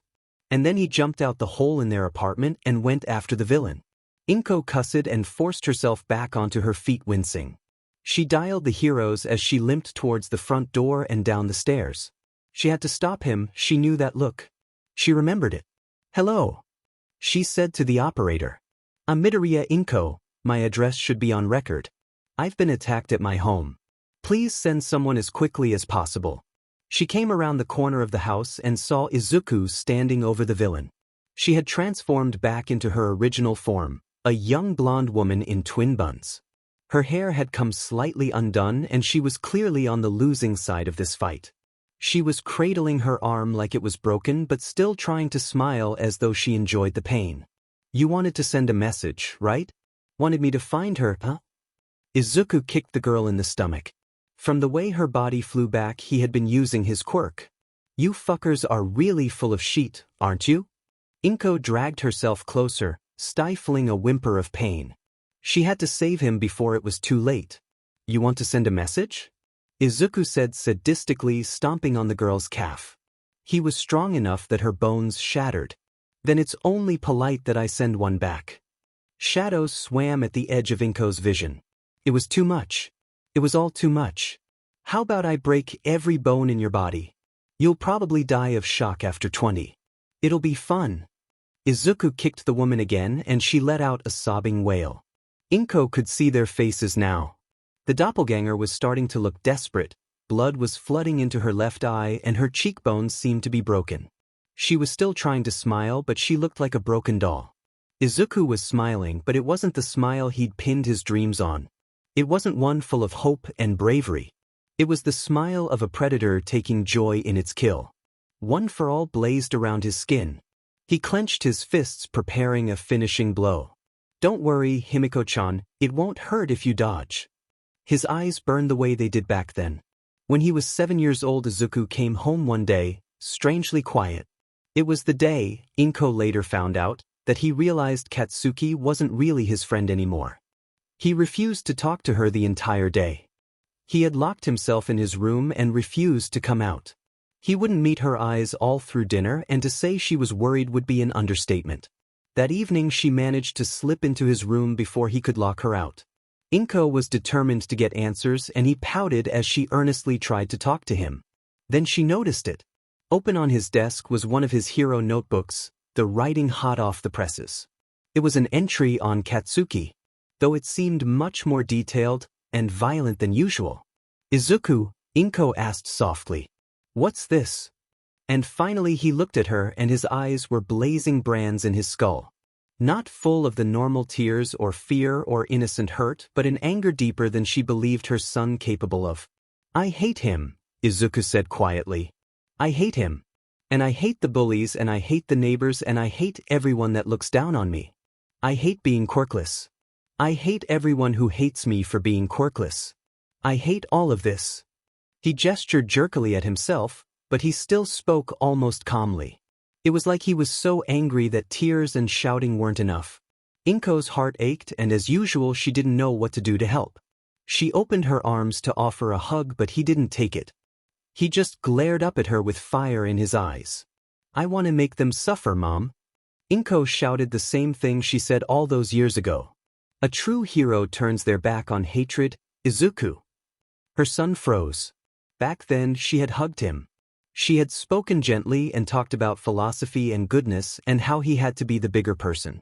How even heroes would always have people who hate them. How he couldn't let their hatred poison him. Now his eyes still burned and she could only hope that she had reached him. Izuku stood up straight and in his still bizarrely calm and bitter voice he said, "Kurojairi?" Inko remembered Izuku mentioned the villain with the teleportation power. She wondered if he could kill people so easily with his powers why he hadn't used it to kill anyone yet. He'd had plenty opportunity but as far as she and her son had seen he hasn't used it to split any heroes in two. They'd spent time wondering if her could at all. Inko didn't see the mist man, but like her son she was sure he must be there. It'd have been reckless to send the doppelganger girl alone. Tell Shigaraki. Izuku glared straight ahead, dismissing the broken girl. That touching my mom is an automatic game over. A monstrous smile twisted her son's face. We might already be enemies, but you do not want me to be your villain. There seemed to be a shift in the pressure of the air. Inko wondered if that was one of the reasons Izuku noticed the villain was there in the first place. The body of the girl sunk into shadow and disappeared. The pressure in the air disappeared too. Heroes were now rushing towards them, entirely too late. With a cry Inko fell into her son's arms and they hugged. The tension eased out of his shoulders and he cried too. Safe, whole, scared, and every bit the bravest little boy she knew. He was still her.